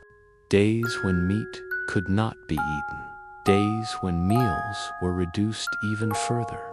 The peasants obeyed because obedience was required. But hunger made those days heavy, made the waiting longer, made the nights more restless. Even in faith, hunger remained, pressing against prayer, pressing against patience. The animals reminded them of hunger, too. Thin cows bawling softly in their stalls, sheep huddled together, goats nibbling at straw. Feeding them was part of the daily burden, but the fodder grew scarce, the haystacks smaller, the straw more precious. Hunger was shared between man and beast, between family and flock. Every creature in the village felt it. Every creature waited for spring to end it. Hunger was more than lack. Hunger was fear. Fear that the stores would not last. Fear that snow would last too long, that spring would come too late, that the next harvest would fail. Hunger was the memory of famine, stories of whole villages weakened, of people eating bark or grass or worse.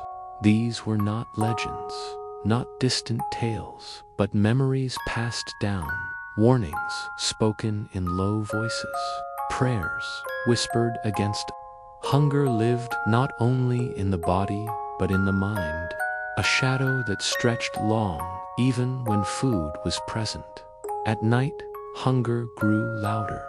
In the silence of the hut, in the long hours before sleep, the stomach growled, the body ached, the emptiness deepened. Dreams came of food of feasts, of bread warm from the oven, of meat roasted on spits, of milk poured fresh. Dreams that vanished at waking, leaving only the ache again, leaving only the reality of thin stew and stale bread. Hunger followed into sleep, into waking, into prayer, into work. It was constant, it was inescapable, and yet hunger was survived. Slowly, painfully, endlessly, it was survived. Peasants knew hunger. They knew its ache, its weight, its voice. They bore it as their parents had borne it, as their children would bear it. Hunger was not a surprise. Hunger was not unusual. Hunger was life. And in life, it was endured. They endured by stretching food, by sharing what little there was, by waiting, by hoping, by praying. They endured by finding strength in each other, in families pressed together, in villages that shared when they could. They endured because there was no choice, because endurance was the only path through, and thirst, though quieter, was endured too. Each bucket of water carried, each drop melted, each gulp swallowed in the cold. The act of drinking, of quenching, even briefly, gave some small relief, some small strength to go on. Hunger remained, thirst returned, but still they went on. The story of hunger and thirst in winter was not a story of drama. It was not a story of great events. It was a story of waiting, of bearing, of repetition. It was a story of empty bowls and thin loaves, of buckets carried and snow melted, of dreams unfulfilled and yet life continuing. It was a story told not in words, but in silence, in the slow beating of hearts, in the slow passing of time. And so, peasants lived with hunger and thirst as with companions, unwelcome, painful, but always present. They lived with them, they bore them, they survived them. Hunger and thirst were not defeated, they were endured. Hunger was not an event in the medieval world. Hunger was not a moment. Hunger was not something that came suddenly and passed quickly. For peasants, hunger was a presence, a companion, a constant, quiet weight that grew heavier in winter. It began as a dull ache, small, almost unnoticed. But as the weeks passed, it lingered, it deepened. It pressed on the body and the mind alike. Hunger stretched time, slowed thought, dulled energy. It became a rhythm of its own, a rhythm of want, of waiting, of never quite being full. The food stores in autumn always seemed large. Granaries filled with sacks of grain, barrels of dried peas, baskets of roots. But by the depth of winter, those stores grew smaller, day after day, week after week. A sack once heavy enough to take 2 men to lift became light enough for a child to drag. A basket once full of carrots and turnips became empty, a bottom scratched clean. Each meal meant less left for the next. Each loaf of bread meant fewer loaves ahead. Hunger came not because the people did not prepare, but because preparation could never be enough. Meals grew thinner. Bread, stews stretched with water. Cabbage boiled again and again until only pale leaves remained. Dried peas boiled soft, eaten with little else. Meat, if it was had at all, was eaten sparingly, carefully, each piece cut small. Butter ran out quickly. Cheese hardened. Milk dried up with the cold and the starving animals. What was eaten was not eaten for pleasure. It was eaten for survival. The act of eating itself was not joy. It was duty, necessity, the slow filling of an emptiness that was never truly filled. Children asked for more, but there was no more. Mothers gave them crusts, softened in water. Fathers cut loaves thinner, so each child might hold a piece, even if the piece was only a scrap. The old often ate less, sometimes quietly refusing portions so that the young might eat instead. Hunger demanded such choices, choices made silently, choices that spoke of love but carried sorrow with them. Hunger was not only in the stomach, it was in the heart. Thirst, too, had its place. In winter, thirst was not the dry mouth of summer, not the heat of the sun demanding water. Thirst in winter was quieter, but no less present. Rivers froze, wells iced over, buckets cracked. Water was drawn slowly, carefully, from holes cut in the ice or melted snow, or from cellars where barrels had been stored. To drink was work. To drink was effort. Even in thirst, peasants endured the long process of gathering, carrying, melting. The water was cold, always cold, biting the teeth, chilling the chest. To drink was to remind the body of the winter pressing from outside. There was little variety, little change. Day after day, the same meals, the same thin bread, the same weak stew, the same cabbage, the same peas. The monotony was as heavy as the hunger. Peasants did not expect difference, but still the sameness pressed upon them, just as the cold pressed, just as the dark pressed. It dulled the mind, it blurred the days together, it made time seem endless. Fasts set by the church were added burdens. Days when meat could not be eaten. Days when meals were reduced even further. The peasants obeyed because obedience was required. But hunger made those days heavy, made the waiting longer, made the nights more restless. Even in faith, hunger remained, pressing against prayer, pressing against patience. The animals reminded them of hunger, too. Thin cows bawling softly in their stalls, sheep huddled together, goats nibbling at straw. Feeding them was part of the daily burden, but the fodder grew scarce, the haystacks smaller, the straw more precious. Hunger was shared between man and beast, between family and flock. Every creature in the village felt it. Every creature waited for spring to end it. Hunger was more than lack. Hunger was fear. Fear that the stores would not last. Fear that snow would last too long, that spring would come too late, that the next harvest would fail. Hunger was the memory of famine, stories of whole villages weakened, of people eating bark or grass or worse.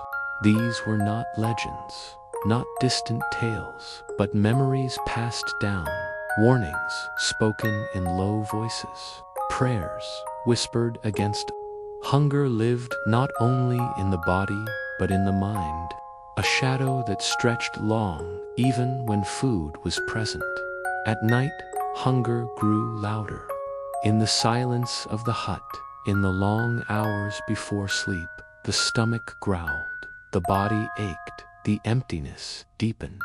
Dreams came of food of feasts, of bread warm from the oven, of meat roasted on spits, of milk poured fresh, dreams that vanished at waking, leaving only the ache again, leaving only the reality of thin stew and stale bread.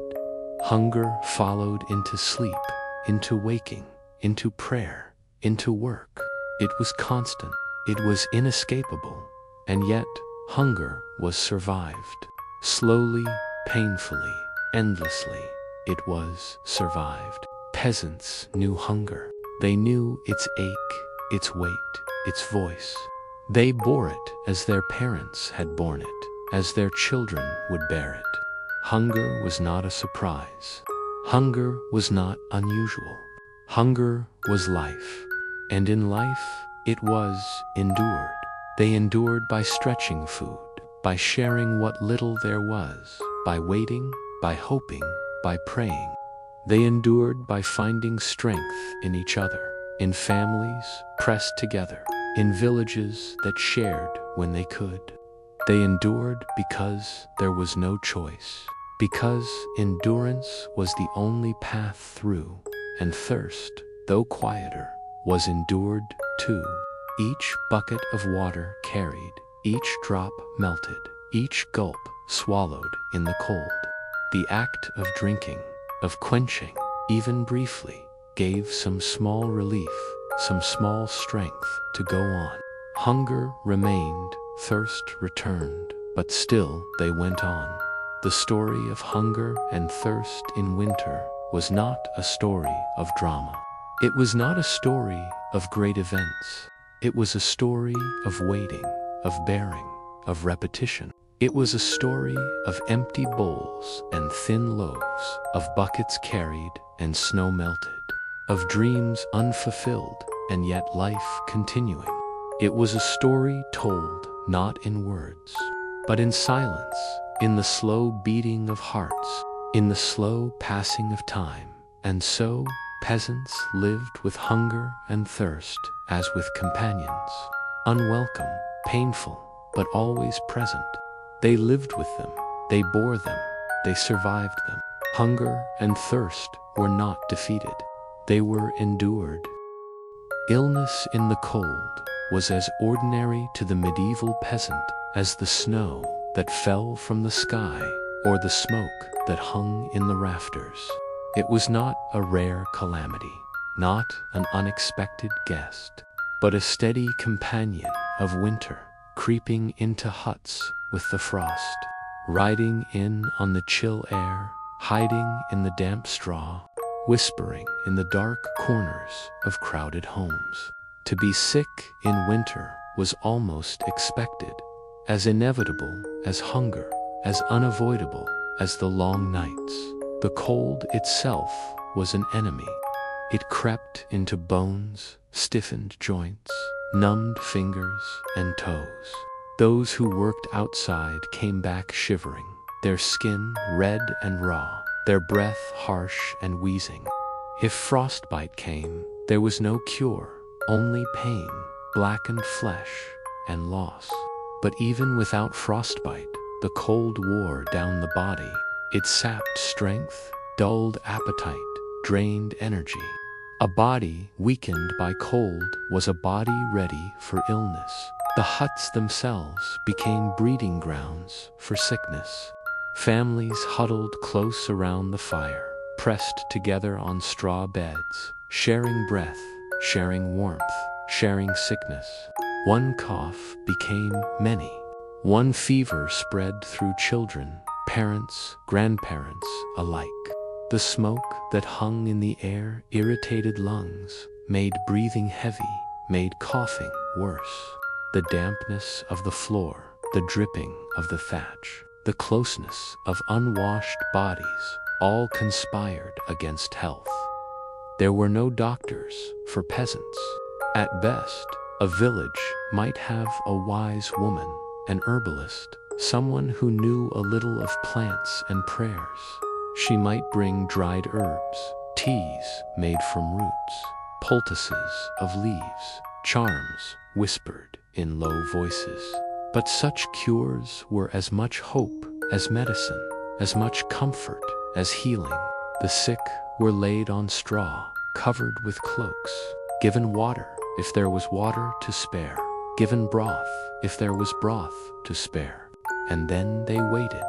Fevers burned hot, leaving the body weak, soaking the straw with sweat. Coughs shook the chest, deep and painful, leaving ribs sore, throats raw. Children wheezed through the nights, their small bodies fighting against sickness they did not understand. The old sank deeper into weakness, their frail forms unable to resist the weight of illness and the cold pressing down together. Some recovered, slowly, painfully, but many did not. Death was no stranger in winter. The sound of sickness filled huts, coughing, wheezing, the murmur of prayers, the creak of beds as bodies shifted restlessly. Outside, silence stretched across the snow. Inside, sickness spoke in every breath, every groan, every whispered word of worry.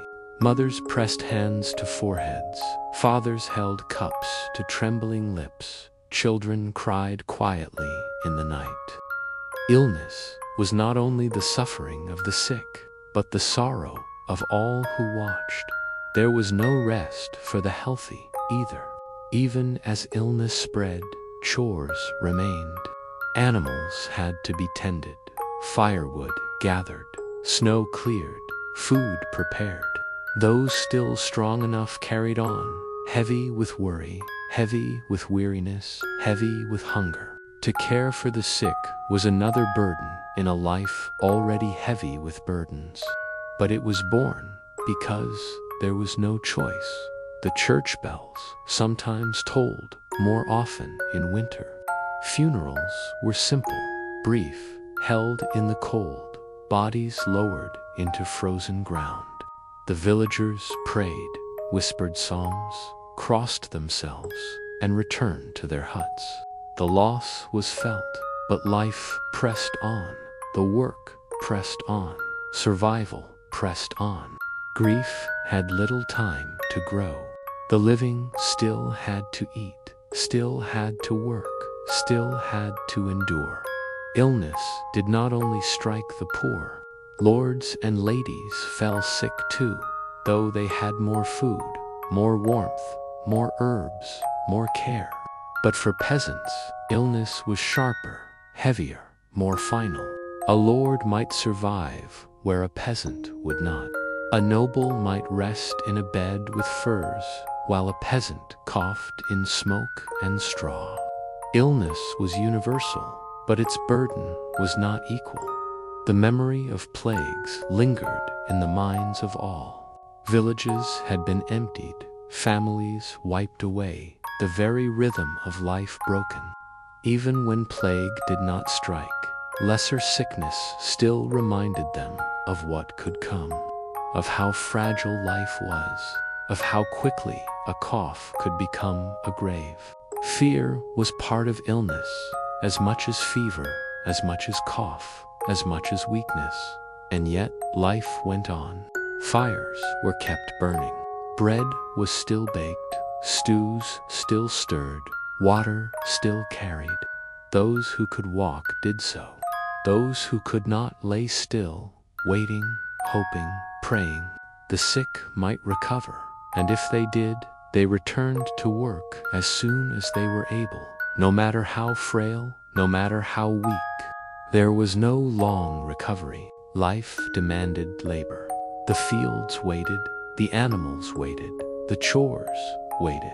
Illness might weaken, but life did not pause. Illness in the cold was not seen as strange. It was not spoken of as something remarkable. It was ordinary as snow, as ordinary as smoke, as ordinary as hunger. To the peasants, sickness was not a story to tell. It was simply part of life, endured without question, accepted without wonder. They coughed, they prayed, they buried, they endured. The silence of winter was broken by illness, but it was not replaced. The silence lingered still, outside in the snow, inside in the heavy air between coughs. The silence and the sickness belonged to each other, each pressing on the body, each pressing on the mind. The weight of the season grew heavier with both. And so, winter passed, one illness after another, one fever after another, one funeral after another. And so, life continued, one breath after another, one prayer after another, one moment after another. Illness in the cold did not end life altogether. It simply pressed it down, slowed it, dulled it, until spring came again, until warmth returned, until hope rose once more. Death was not a distant thought for medieval peasants. It was not something hidden away, not something spoken of only in hushed tones, not something rare. Death was near, always near, especially in the deep cold of winter. It lingered in the smoke-filled air, in the silence of the nights, in the hunger of empty bellies, in the sickness of weary bodies. For peasants, death was not only the end of life, but a part of life itself, woven into its fabric, as constant as the turning of the seasons. The hut itself bore witness to death. Families lived close together, and when sickness struck, when weakness grew, when breath became shallow, death came not in isolation but in the midst of kin. A child might die in the arms of a mother, still warming another child at her breast. An old man might die beside the hearth where he had sat for decades. The straw bed, damp with sweat, rough with smoke, often became the last resting place before the grave. There was sorrow, but sorrow was muted by repetition. Every winter carried loss. Every family had seen graves dug. Grief was not less, but it was quieter. Tears were shed, but work remained. The animals needed tending, the bread needed baking, the fire needed feeding. Life pressed forward, even as life was taken away. Death did not stop the rhythm. It only became part of it. Burial in winter was a trial of its own. The ground was hard, frozen, unyielding. To dig was heavy labor, each strike of the spade chipping slowly at the frost, each handful of earth painfully won. Sometimes graves were shallow, for the earth would not allow more. Sometimes bodies waited in barns or sheds, wrapped in cloth, until thaw made digging easier. Death could not wait, but burial sometimes had to. The churchyard stood as the village's memory. Small wooden crosses marked the places of the poor, names forgotten quickly, stones too costly to carve. Families buried side by side, though graves were often reused. Old bones moved aside to make room for new. The soil itself became layered with generations, each season adding more. To walk the churchyard path was to walk upon ancestors, to tread upon the history of the village itself.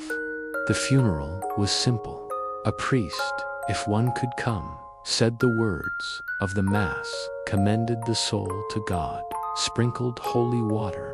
If no priest was near, prayers were said by family, by neighbors, by those gathered. Latin words were spoken, though most peasants did not understand them, but they trusted in their power. Death was not faced alone. The village came, the church bell tolled, the people walked together to the grave. They saw the body wrapped in cloth, saw it lowered into earth, saw the cross raised. They learned early what it meant, what it looked like, what it sounded like. Death was not mystery to them. It was ordinary, part of their world, part of their days. The fear of it was there, but the familiarity dulled it. The dead were remembered in prayer. Names spoken softly at night, candles lit on holy days, psalms whispered in the silence. But life did not allow long mourning. Too much work remained, too many mouths to feed, too many tasks undone. Grief lived in quiet corners of the heart, while hands continued to labor. A mother who lost a child still had others to care for.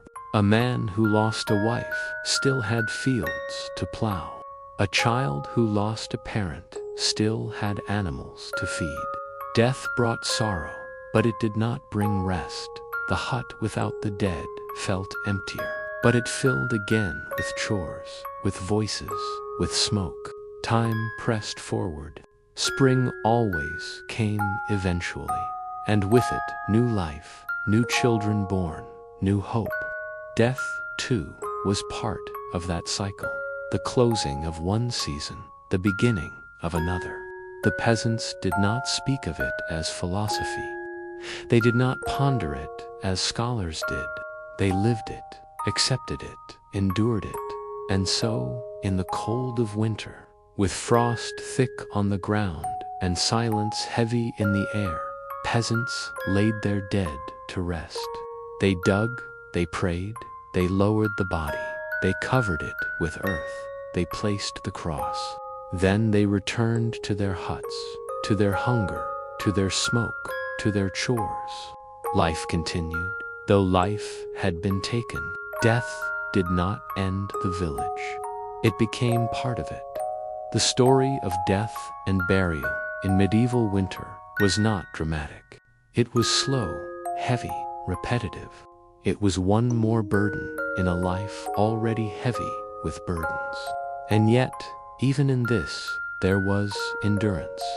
Even in this, there was hope. The hope that the soul rested with God. The hope that spring would come. The hope that life would go on. Labor was the heartbeat of the medieval peasant's life. From the moment they opened their eyes in the dim light of morning, until the moment they lay down once more upon the straw at night, the rhythm of survival demanded work. The work was not light, not occasional, not a choice. It pressed upon them daily, in all seasons, in all weathers, with the steady, unyielding weight of necessity. To stop was to fall behind. To rest too long was to risk hunger. To refuse was impossible in winter. Labor looked different than in summer, but it was no less heavy. The fields might be frozen, the ground hard with frost, but there was wood to gather, animals to feed, food to prepare, and tools to mend.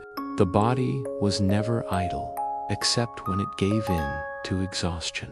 Every joint, every muscle, every tendon bore the memory of the day before and the promise of the day ahead. The weight of labor was not only on the back, but on the mind, the heart, and the spirit.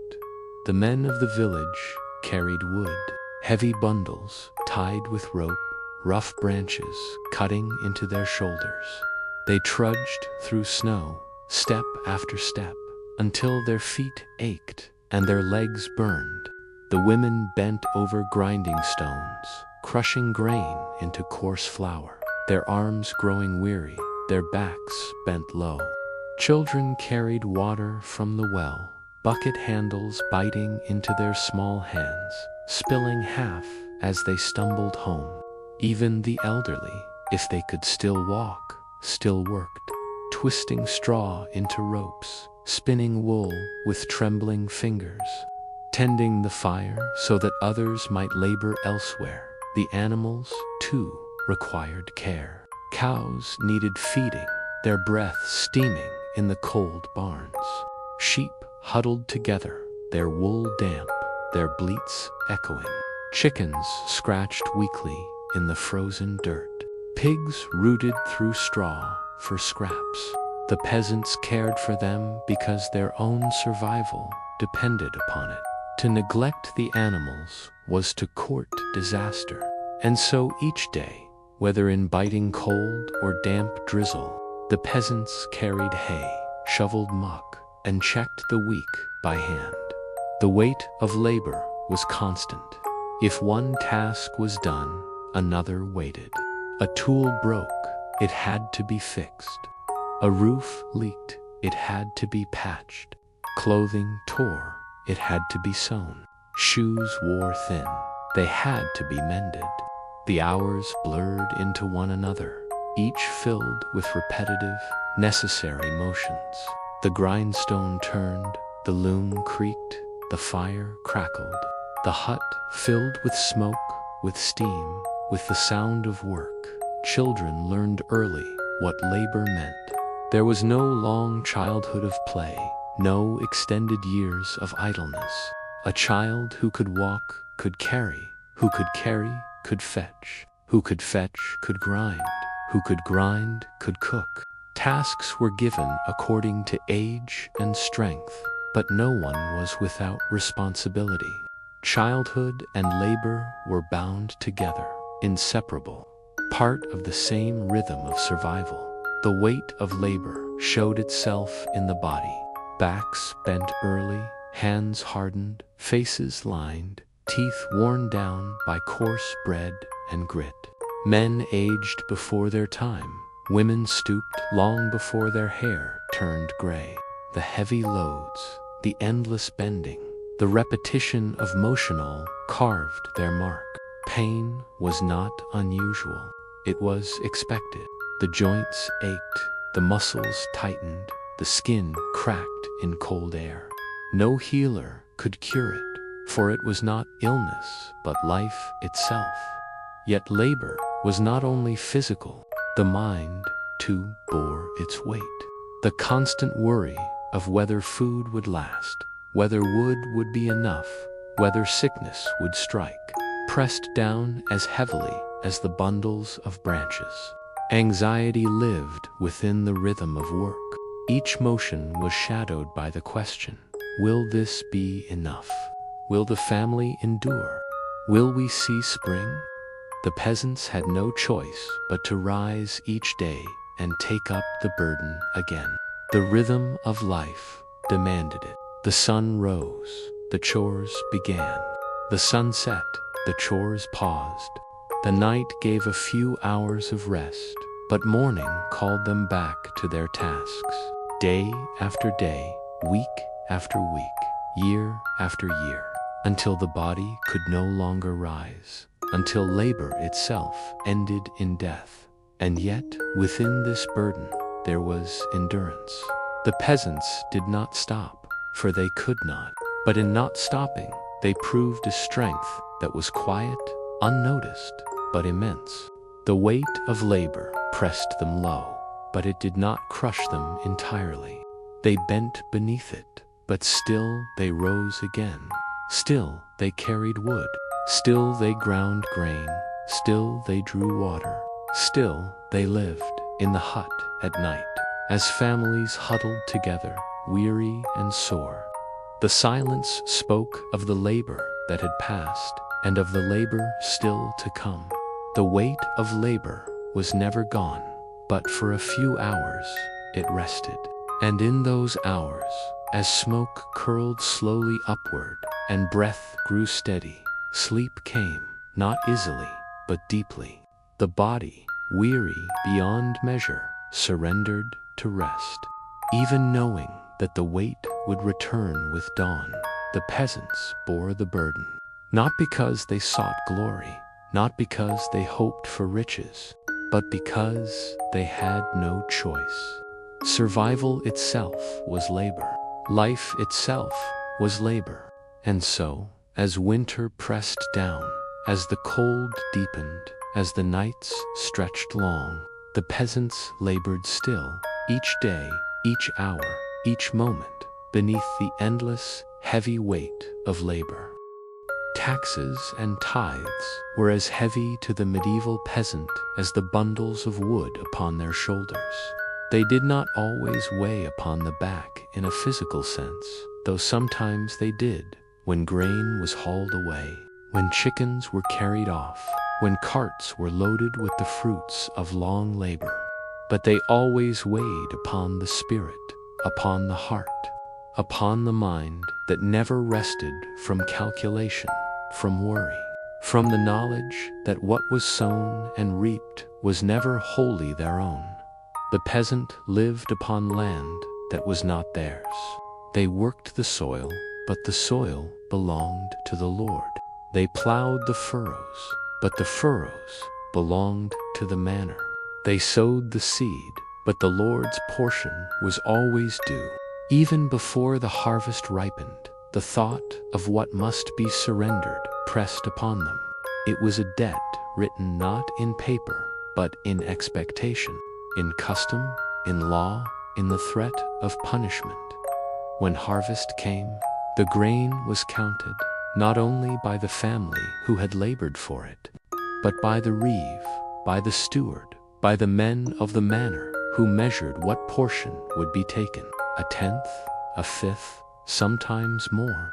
Each sheaf was lifted, each bundle examined, and the peasants watched as what had once been theirs passed into other hands. The barn they had built, the store they had hoped to fill, emptied itself by right of obligation. The church, too, demanded its due. The tithe was expected, 1/10 part of the harvest, of the animals, of the fruit, of the honey, of the flax. The tithe was owed to God, though it was gathered by priests, by bishops, by the local parish. To refuse was to risk not only worldly punishment, but eternal condemnation. The burden was spiritual as well as material, for to withhold was sin, to delay was sin, to question was sin. The peasant gave, even when little remained, for fear of both man and heaven. Sometimes the burden was coin, though peasants had little of it. A penny for the use of the mill, a fee for the use of the oven, a toll for crossing the bridge, a rent for grazing upon common land. Each small coin was precious, each coin hard-won, yet the demands came nonetheless. A wedding required a fee, a death required a fee.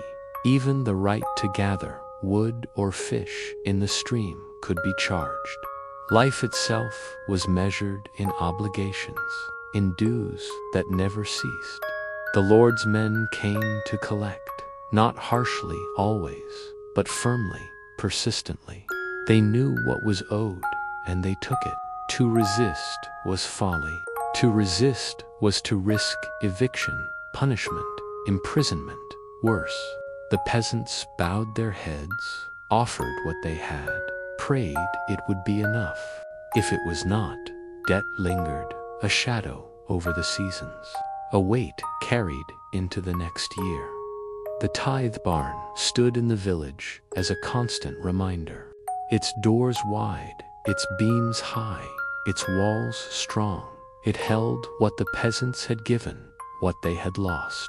Inside, stacks of grain, baskets of fruit, jars of honey, wool, flax, chickens, all gathered from the labor of those who had little.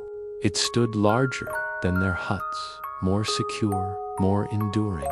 They passed it often, knowing part of their labor filled it, knowing it would never be theirs again. The burden of taxes and tithes was not only in what was given, but in what was lost by giving. A family might have eaten through the winter on the grain surrendered. A child might have grown strong upon the eggs handed over. A wife might have mended clothes with the flax taken. Hunger deepened because of it. Cold worsened because of it. Suffering lengthened because of it. And yet it was expected, demanded, required. The peasants did not dream of escape. The burden was old as memory, as old as their fathers' fathers. To live upon the land was to owe, to labor was to pay. They accepted it, though grudgingly, though sorrowfully, though heavily. Complaints were whispered, not shouted. Resentment lingered, but quietly, for open rebellion meant ruin. Most bent beneath the weight, endured it, survived despite it. The mind of the peasant was never free of calculation. How much seed must be set aside? How much grain must be stored? How much will the Lord demand? How much must the church take? How much remains for us, for the children, for the animals? The arithmetic of survival was never ending. Each season was counted, measured, divided, always with too little left for those who needed it most. And yet, amidst the burden, life continued. Even after the tithe was taken, after the Lord's portion was removed, the peasants went on. They ground their grain, they baked their bread, they fed their children. Hunger gnawed, but life endured. They labored again the next year, knowing the same cycle would come, knowing the same burdens would fall, knowing the same weight would press upon them. The burden of taxes and tithes was heavy, but it was familiar. It shaped the rhythm of their existence as surely as the seasons. Winter meant hunger, spring meant sowing, summer meant labor, autumn meant giving. Year after year, the same rhythm, the same weight, the same endurance. It did not end until life itself ended. As the snow fell, as the wind howled, as the fire smoked in the hut, the peasants carried not only wood and water, not only straw and grain, but the invisible weight of obligation. It pressed upon their shoulders as surely as any bundle, bent their backs as surely as any cart. It followed them into their dreams, into their prayers, into their weary silence. Taxes and tithes, endless, unyielding, the burden of survival itself. The Lord's demands were not sudden. They were not unexpected. They did not come like a thief in the night, for every peasant knew that the land they tilled was not theirs. Every furrow, every tree, every pasture, every stream belonged to the Lord of the manor. They borrowed the soil by their sweat. They borrowed the hut by their rent. They borrowed their lives themselves in exchange for loyalty. And yet the demands still weighed heavy, for the Lord asked much and returned little. The peasants owed labor. It was the first demand, the most constant demand, the demand that never ended. Certain days of the week, certain times of the year, the peasants left their own fields untended and went to work. The lords, they plowed his fields, sowed his seed, reaped his harvest, built his fences, mended his roads. They carried stones for his buildings, timber for his halls, fodder for his animals. Their own land might wither if they delayed. Their families might hunger if their hands were absent, but still they went. The Lord's land came before their own, and so their own always suffered. When harvest was plentiful, the demands grew heavier. When harvest was poor, the demands did not lessen. The Lord's barns filled, the Lord's tables groaned, while the peasant hut stood thin and empty. The disparity was visible to every eye, though seldom spoken aloud. A feast in the manor hall meant hunger in the village. The Lord's meat and wine were the shadow of the peasant's stale bread and weak ale. The Lord demanded obedience as much as labor. His word was law, his will unquestioned. The peasant bowed low, removed his cap, bent his knee, lest disrespect be seen as rebellion. To speak against the Lord was to risk punishment. To resist openly was to invite ruin. And so obedience was given, not always gladly, not always willingly, but always outwardly. Inwardly, silence held what voices could not risk. There were other demands as well, tied to moments of life. A marriage might require a fee to the Lord. The use of the mill, the oven, the pestle belonged to him, and each use carried its charge. Even death did not free the peasant. For at death, the best beast or garment might be claimed as a heriot, a death duty owed to the Lord. From birth to death, from cradle to grave, the demands lingered, pressed, took, never ceasing. The manor court reminded the peasants of these obligations. There, in the open air, beneath the eye of the steward or reeve, the laws of the manor were spoken. Fines were levied for broken fences, for wandering livestock, for missed days of service, for failure to pay rent. The peasants stood, heads bowed, while judgment fell, while records were written, while punishments were assigned. The court was not distant justice. It was immediate, practical, heavy. Every man, woman, and child of the village knew its reach. At times, the Lord demanded more than labor, more than dues, more than obedience. He demanded men for war. The call of battle was no stranger to the peasant, though he held no sword of fine steel, no armor of shining plate. Instead, he carried a staff, a pike, a bow, a hoe turned into weapon. He left his field behind to follow his Lord into quarrels and campaigns that were not his own. Many did not return. Those who did carried scars, both visible and hidden, for life had demanded not only labor and rent, but blood as well. The Lord's hall loomed above the village, a constant reminder of his presence. Stone or timber, tower or manor, it stood larger, stronger, higher than any hut. Its walls spoke of wealth, of safety, of power, of distance. Smoke rose from its hearths. Rich smells of meat and spice drifted faintly, contrasting with the thin broth of the huts. Its walls kept out cold, kept out fear, while the huts let both seep in. The hall was the symbol of the Lord's demands, built high by the labor of those who bent beneath him. The peasants bore this weight not with joy, not with celebration, but with endurance. They did not imagine freedom, for freedom was a word for other places, for other men. They imagined only survival, only the hope that next year would not bring harsher burdens, that the next steward would not tighten the rules, that the next Lord would not be more severe. The burden of demands was always there, but its heaviness could grow or lessen with the hand that held it. Yet, in their silence, in their labor, in their bent backs, there was also strength.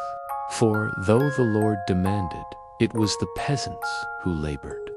Though the Lord consumed, it was the peasants who produced. Though the Lord sat in wealth, it was the peasants who endured in poverty. The balance was clear to every villager, though spoken in whispers only. The Lord needed the peasant, as surely as the peasant was bound to the Lord. Night came, and the huts filled with weary laborers. The demands of the Lord did not leave their minds, but for a few hours the fire glowed, the children slept, the women whispered prayers, the men sat in silence. The weight was not gone, but it was eased by the closeness of family, by the faint hope of rest, by the rhythm of breath in the darkness. Tomorrow, the Lord's demands would come again, but tonight there was a pause, a moment of stillness in which the burden seemed, for just a little while, less heavy. And so it went, year after year, generation after generation. The demands did not cease. The peasants did not cease. The rhythm of giving, of laboring, of obeying, of enduring, continued like the turning of the seasons, heavy, constant, unending. The Lord's demands weighed upon them, yet they lived beneath them, carried them, survived them. And in that survival, there was a quiet victory, though few would name it so. The fields stretched outward from the village in long, open strips, marked not by fences or hedges, but by the memory of plow lines and the division of the open field system. They were not the private property of peasants, though they worked them with hands roughened by frost and sun. They belonged to the Lord, to the manor, to a system older than the men and women who bent low over them. And yet, to the peasant, the fields were everything. They were the measure of hunger and survival, of labor and exhaustion. The fields gave bread, but only in return for toil. In winter, the fields looked barren, pale under snow or frozen mud, but even then, they demanded thought and care. Tools had to be mended, seed had to be measured, carts repaired for the work to come. The peasant knew that when spring broke, the long days of endless toil would return with a weight that could not be set aside. The plow would cut the earth, the oxen would strain, the men would sweat, the women would carry, and the children would scatter seed. The fields slept under frost, but their hunger waited when spring came. The earth softened, but so too did its demands harden. Plowing was slow, heavy, grueling work. The wooden plowshare scraped through the soil, uneven and fragile, often breaking against stones. The oxen groaned with the effort, muscles trembling, hooves sinking in mud. Men followed behind, guiding the plow, bent double with the strain, pulling as often as pushing. Hour after hour, furrow after furrow, the land opened in straight lines, while backs ached and blisters rose. Sowing followed, plowing, the rhythm never broken. Women and children walked behind, scattering seed from rough cloth bags, their hands cold, their steps heavy. The seed fell upon furrows, some swallowed by earth, some snatched by birds, some wasted in mud. Each handful was precious, for each handful meant the hope of bread months away. The peasant prayed silently as they sowed not lofty prayers, but murmured wishes. Let the seed take root, let the weather be kind, let the harvest not fail. Summer brought weeding, the endless bending to pull thistles and nettles, to clear stones, to guard against pests. The sun burned hot, backs bent low, sweat rolled into eyes. Children worked alongside their elders, hands raw from pulling, legs scratched by briars. The fields never rested, and so the peasants never rested. Each day blurred into the next, each week into the next. The monotony unbroken, but for rain or storm, Harvest was the climax, but also the heaviest burden. Scythes swung slowly, rhythmically, through the tall stalks, the air filled with dust, with chaff, with the dull sound of iron upon stalk. Men cut, women bound, sheaves, children gathered the fallen. From dawn until dusk, the work continued without pause, the body driven past exhaustion. The harvest was life, and so it was demanded with all strength, with all hands, with no moment spared. Yet even as they gathered, the peasants knew that much of it would not remain theirs. The Lord's portion would be taken, the tithe collected, the taxes claimed. What stayed in their barns was less than what had filled the fields. Still, they worked, because to stop was to starve.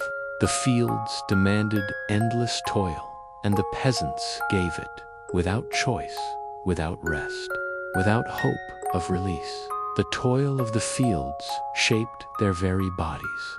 Shoulders grew broad but bent, hands calloused, skin burned by sun and cracked by frost. Men aged quickly, their strength drained by years of strain. Women bore children in the fields, returning to labor within days. Even the old, with trembling knees and shaking hands, still picked stones, still guarded animals, still bent low. The fields did not excuse age, nor weakness, nor grief. They asked, and the peasants gave. The rhythm of toil was broken only by the rhythm of the church bell. Days of rest were rare, holy days scattered through the year. But even on such days, the fields pressed in the mind. The weeds did not stop growing for a feast day. The rain did not stop falling for a saint's name. The body might rest in church, but the heart knew the fields waited outside. Patient but relentless, there was no end to the toil, only pauses. Winter brought a lull, but even then, food had to be prepared. Animals fed, tools fixed. The endlessness was its own weight, the knowledge that tomorrow would be the same, that the year after would be the same, that a lifetime would pass in the same cycle of plowing, sowing, weeding, harvesting, feeding, repairing. Children born into huts grew into the same labor, inherited the same fields, bent beneath the same weight, and yet the peasants endured. They endured not because the fields were kind, but because they had no choice. They endured because bread came from toil, because life came from bread, because hope came from life. The toil was endless, but so too was their endurance. The land was hard, but so too were their hands, their backs, their wills. In the evenings, after hours in the fields, the peasants returned home, weary beyond measure.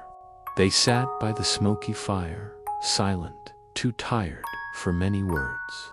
Their clothing was caked with earth, their hair with sweat, their hands with blisters. The hut smelled of labor, of smoke, of damp straw. Yet, even then, the next day pressed into their minds. Sleep came not as luxury, but as necessity, the only way the body might rise again to meet the endless toil. And so, the fields demanded, and the peasants gave. Day after day, year after year, generation after generation. The same furrows cut, the same seed sown, the same sweat spilled, the same bread baked, the same cycle endured. The toil was endless, and the peasant's labor unending. The weariness of the peasant was not sudden, not sharp, not like a soldier's wound or a lord's brief. It was slow, it was steady, it was constant. It was the kind of weariness that settled into bone and breath, that seeped into the heart. It began with the body, but it did not stay there. It pressed into the soul, and the soul, like the body, bent under its weight. The body of a peasant was built from toil. Muscles formed not from choice, but from necessity. Calluses hardened, not from training, but from survival. Each hand told a story, cracks from frost in winter, burns from sun in summer, scars from tools, from stones, from beasts. The skin grew leathery, the joints stiff. A young man might feel old before his years. A woman might find her back bent before middle age. And yet there was no stopping, no rest. The body gave itself, day after day, until its strength was gone. Morning came, and the weariness was already there. The peasant woke, not refreshed, but still tired, as though the night had given only a taste of rest. Rising from straw was stiff, heavy, reluctant, but necessary. The day did not wait for sore limbs or aching heads. The fields called, the animals called, the chores waited. So the peasant rose, carried the weight, walked out into the cold, or the mud, or the heat. Work bent the back, strained the arms, slowed the steps, yet the peasant carried on. Bread had to be earned. Survival had to be secured. The body became like a cart itself, creaking under load, but pulled forward by sheer will. Each step was effort, each movement cost. Yet the day rolled forward with no concern for the body's cries. The evening brought no true relief. The body might sit by the fire, but it did not feel lightened. Smoke stung the eyes, damp chilled the skin, hunger gnawed the belly. The arms still ached from the scythe. The knees still burned from kneeling in the dirt. The shoulders still throbbed from carrying buckets. Sleep offered some relief, but even in dreams, the body remembered labor. The straw bed was lumpy, the hut drafty, the air heavy. Night was not freedom. It was only another pause before the weight returned. Yet worse than the body's weariness was the soul's. The soul grew tired from repetition, from knowing that tomorrow would be no different, from feeling the years pass without change. The soul longed for lightness, for joy, for beauty, but these came rarely and briefly. A festival might bring laughter, but it was short. A wedding might bring music, but it ended. The toll of the bell, the rhythm of the fields, the endless cycle, all pressed upon the soul until joy felt like a dream from another world. The soul's weariness showed itself in silence. The peasant spoke little. 4 words took energy, and what was there to say that had not been said? The same hunger, the same cold, the same labor, the same demands. Silence filled the hut, filled the fields, filled the heart.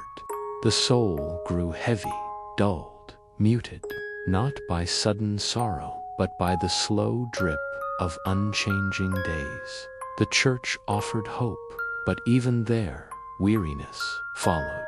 Knees bent on stone, heads bowed, words repeated, prayers murmured. There was comfort, yes, in the thought of heaven, of rest beyond this world, but the soul still bore its weight in the present. The promises of eternity did not make the earth lighter to plow today, nor the hunger weaker tonight. The soul clung to hope, but it did so with trembling fingers, weary and worn. Weariness also came from fear, the fear of illness, of famine, of death. The body might weaken suddenly, the harvest might fail, the child might fall sick. The soul bore the constant shadow of loss. Each day was labor, but each day was also a risk. The peasant knew that survival was fragile, that all could be undone by weather, by pestilence, by misfortune. This knowledge added to the weight, pressing upon heart and mind, never letting go. Generations felt this weariness. The old told the young that life was hard, that toil was endless, that patience was needed. The young already knew. They saw their parents bent, their siblings tired, their neighbors weary. They felt the weight themselves as soon as they could carry a bucket, as soon as they could scatter seed. Childhood was short, and weariness came quickly. The cycle did not spare anyone. Still, the peasants endured. The body bent, but did not break. The soul dimmed, but did not vanish. Somehow, in the midst of endless labor, there was survival. There was bread, there was fire, there was family gathered close against the cold. Weariness was heavy, but it was carried together. One hand held another. One back leaned against another. One voice whispered comfort to another. The weight of body and soul was shared, and in that sharing, it became bearable. If never light, the peasants did not dream of leisure, for leisure was unknown. They did not dream of freedom, for freedom was beyond them. They dreamed only of enough harvest, of enough bread, of enough warmth to make it through the winter. Weariness was constant, but so too was endurance. The soul might ache, but it still clung to life.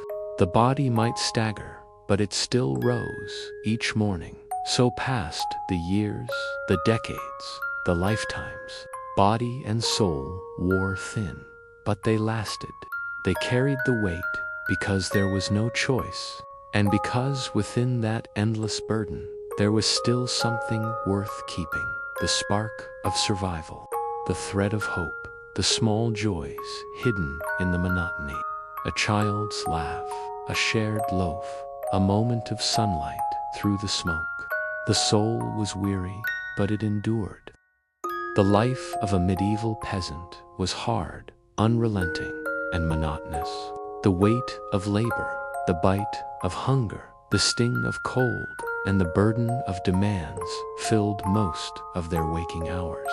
And yet, even in this heavy world, there were small joys, brief moments of light, scattered amidst long days of shadow. These joys were not grand, nor lasting, but they were enough to soften the weariness, enough to keep the soul from sinking completely into silence. They were the simple joys of survival, of companionship, of faith, of nature, of rhythm, and of life itself. Even in hardship, one such joy came with food, scarce as it often was. Bread was coarse, dark, and heavy, baked from barley or rye rather than fine wheat. Yet even that bread, when warm from the oven, gave comfort. The smell filled the hut, rich and earthy, a promise of sustenance. Children gathered eagerly when loaves were taken from the ashes, their hands reaching, their faces eager. A bowl of pottage bubbling over the fire with beans, leeks, or cabbage was thin but warming. On rare days, when meat was added, a scrap of pork, a rabbit caught in the woodsit was a feast. These were not meals of luxury, but they were moments of joy. Moments when hunger was eased, when the family sat together, when the warmth of food spread through weary bodies. There was joy also in the hearth itself. The fire was smoky, the hut drafty, yet the hearth was the heart of the home. Around it, families gathered, sharing warmth, sharing silence, sharing stories. The crackle of wood, the glow of embers, the faint comfort of heat in the long nightsaw gave a sense of safety, however small. The fire was fragile, often damp, often smoky, but it was light against the dark, warmth against the frost, life against the cold. It was a joy that returned night after night, even as the seasons turned endlessly. Children were another source of joy. Their laughter, though brief, pierced through the monotony. They played with sticks, with stones, with bits of cloth. They chased one another through fields, splashed in puddles, imitated the work of their parents. Their games were simple, their toys poor, but their joy was real. Parents, though weary, watched with faint smiles, finding in their children the promise of life continuing, of survival made meaningful. The cry of a newborn, the giggle of a toddler, the song of a young voice-all, these were small joys, treasures hidden within hardship. The village itself gave moments of joy. Though most days were filled with toil, there were times when neighbors gathered, when laughter broke through. A shared loaf, a jug of ale brewed at home, a song sung at dusk, all knit the community together. Even gossip, even stories of small events gave relief from silence. A wedding brought music and dancing, brief hours of cheer. A festival brought color, food, and drink, though it often left bellies empty again afterward. These gatherings were rare, but they were remembered, spoken of for months, carried as memories against the long dullness of labor. Faith, too, brought joy, though it was mingled with fear. The church bells marked holy days, moments when work was set aside, however briefly. A procession, a hymn, a festival of saints-all gave a sense of beauty beyond the daily grind. The flicker of candles, the chanting of priests, the ringing of bells all lifted the soul, if only for a little while. The promise of heaven was distant, but even the thought of eternal rest gave a weary peasant reason to endure another day. Nature itself offered small joys. A clear sky after rain, the first flower of spring, the sound of birds returning, the sight of golden fields ready for harvest. These sights gave peasants a kind of quiet pleasure, a reminder that life continued, that beauty still existed even in hardship. The coolness of a breeze, the shade of a tree, the warmth of sun on skinel, these were gifts, fleeting but cherished. There was also joy in rest, rare as it was. A Sunday might bring a slower pace, an evening might bring an extra moment by the fire, a festival might bring laughter. Even a few stolen moments, sighing in grass, sitting in silence, listening to the wind were joys. Rest was never long, never deep, but it was precious. These small joys did not erase hardship. They did not undo hunger or lighten toil, but they gave the peasants something to cling to, something to remember when days were long. They were sparks in the darkness, brief flames in the cold, soft moments in a life of weight. They reminded the weary that there was more than labor, more than hunger, more than burden. The small joys passed quickly, but they were never forgotten. A loaf shared, a song sung, a child's laugh, a moment of warmth all lingered in memory, carried like treasures in the heart. They did not change the world, but they changed the soul, enough to endure another day, another season, another year. And so, amidst hardship, peasants found joy not grand, not lasting, but enough. Enough to live, enough to hope, enough to carry on. In the medieval village, the individual was never truly alone, for survival itself depended upon the bonds of community. A single household, left by itself, could not endure the endless demands of the seasons. Alone, one could not plow enough, sow enough, reap enough, or defend enough. The village was a shared body, many limbs, many backs, many hands, all bent together beneath the same weight. The bonds of community were not soft luxuries, but the hard cords that bound survival itself. The open field system meant that peasants did not farm neatly divided private plots, but strips scattered across the common land. A man might have a few strips here, a few there, his neighbors' strips beside them. He could not ignore his neighbors, for their furrows ran beside his. Their oxen plowed the same soil. Their harvest ripened under the same sky. When they worked together. When they rested together. The rhythm of the fields tied them to one another, as surely as rope ties a bundle of wood in spring. When plowing began, it was the village that yoked oxen in pairs, sharing beasts too costly for one family to own alone. Men walked side by side behind the plow, guiding, pushing, calling out to straining animals. Children scattered seed, not just for their own household's strips, but for neighbors too. For the work was shared, and the survival of one meant the survival of all. In summer, when weeds spread, the women worked in lines, pulling, clearing, bending together. They spoke little, but their presence itself was a bond, a reminder that the burden was not carried alone.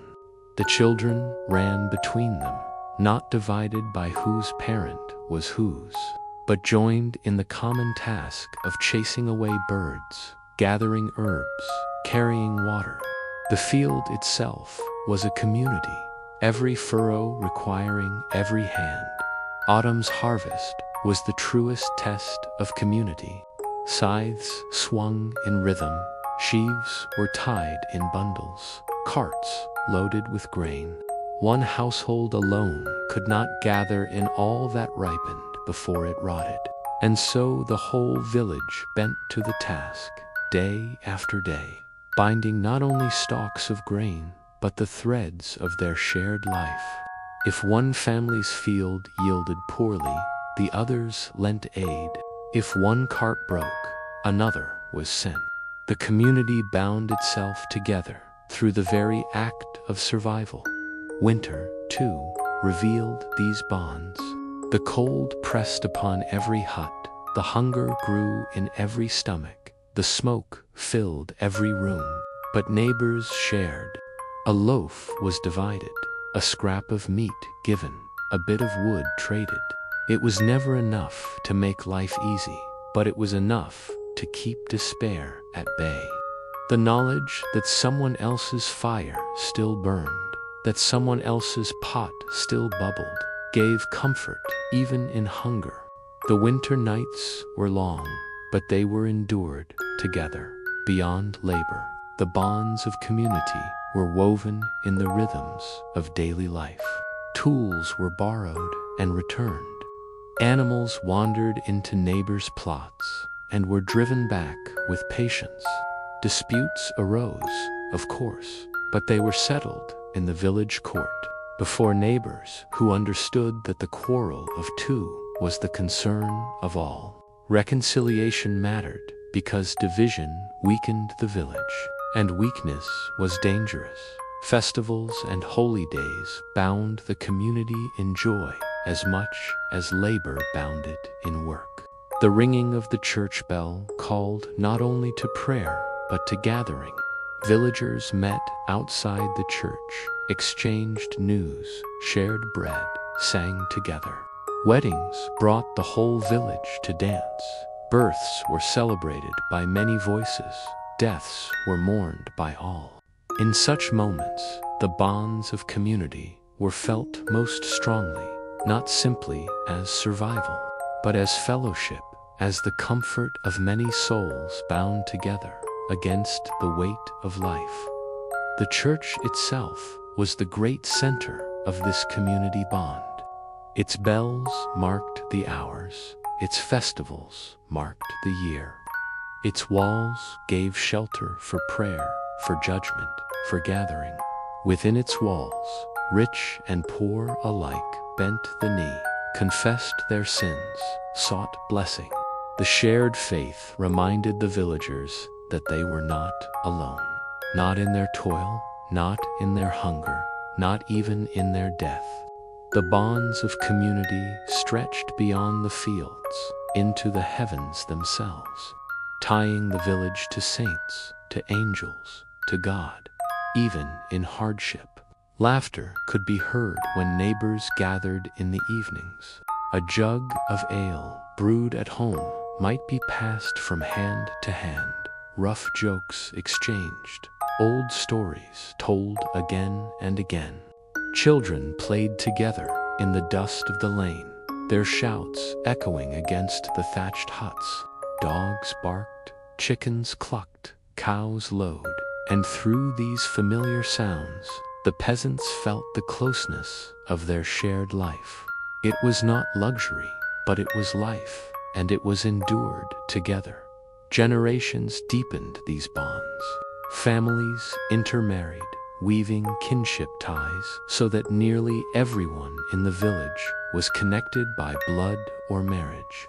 A child's godparent might be the neighbor across the lane. A cousin might live in the next hut.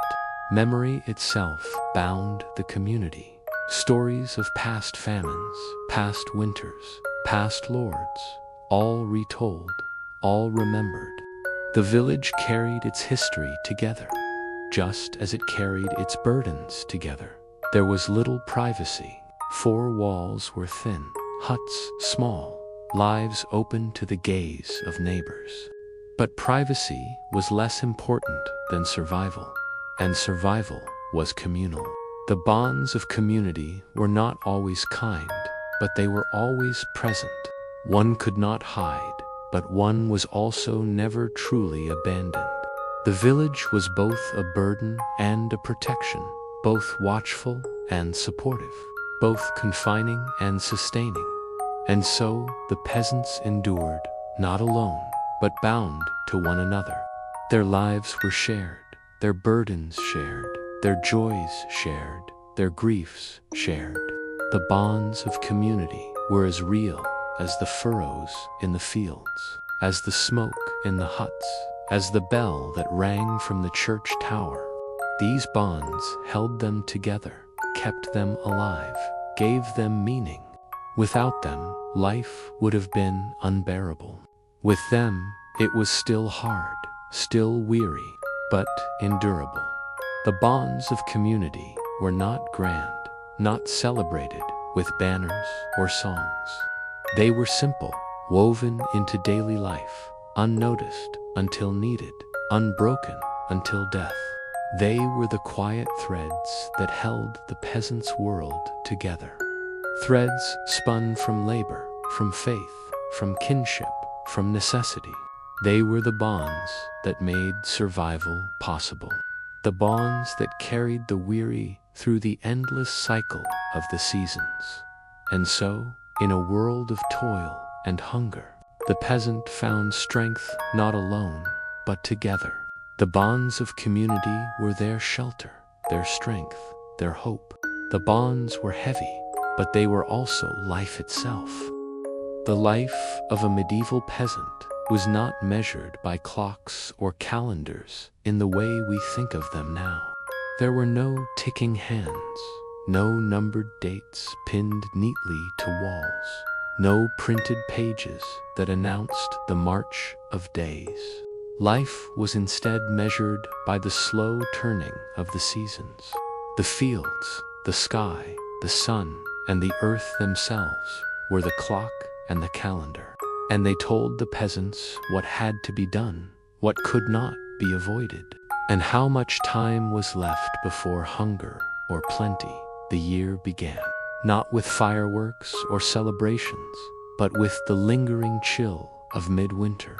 The cold hung heavy over huts, frost painted the ground, smoke curled endlessly from hearth fires that never quite warmed. Winter meant endurance, survival through hunger, patience through long nights, silence through endless dark.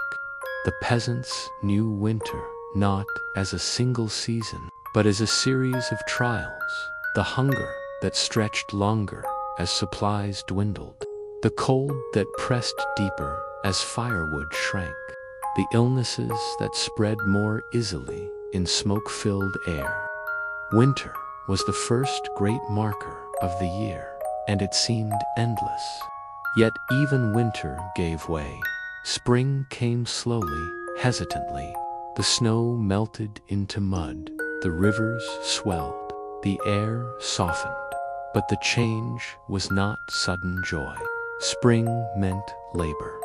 The earth, once frozen, had to be broken. Fields had to be plowed. Seeds had to be sown. Tools had to be mended. Oxen driven forward, backs bent under strain. The peasants looked at spring not as a time of renewal, but as the beginning of toil. Hope was sown into the soil alongside the seed, but hope itself did not lighten the plow. Spring was labor, and labor meant weariness. Summer followed, and with it came heat and growth. Crops rose, weeds rose too. The peasants bent low, day after day, weeding, guarding, tending. The sun burned their skin, sweat soaked their tunics, flies swarmed around them. Summer was not leisure, but preparation.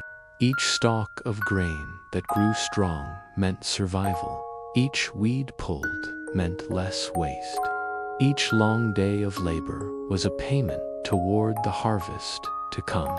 The peasants saw the fields turn green, then golden, and knew that the future of the village depended on the strength of their hands in summer's blaze. Autumn was harvest, the heaviest, most crucial season.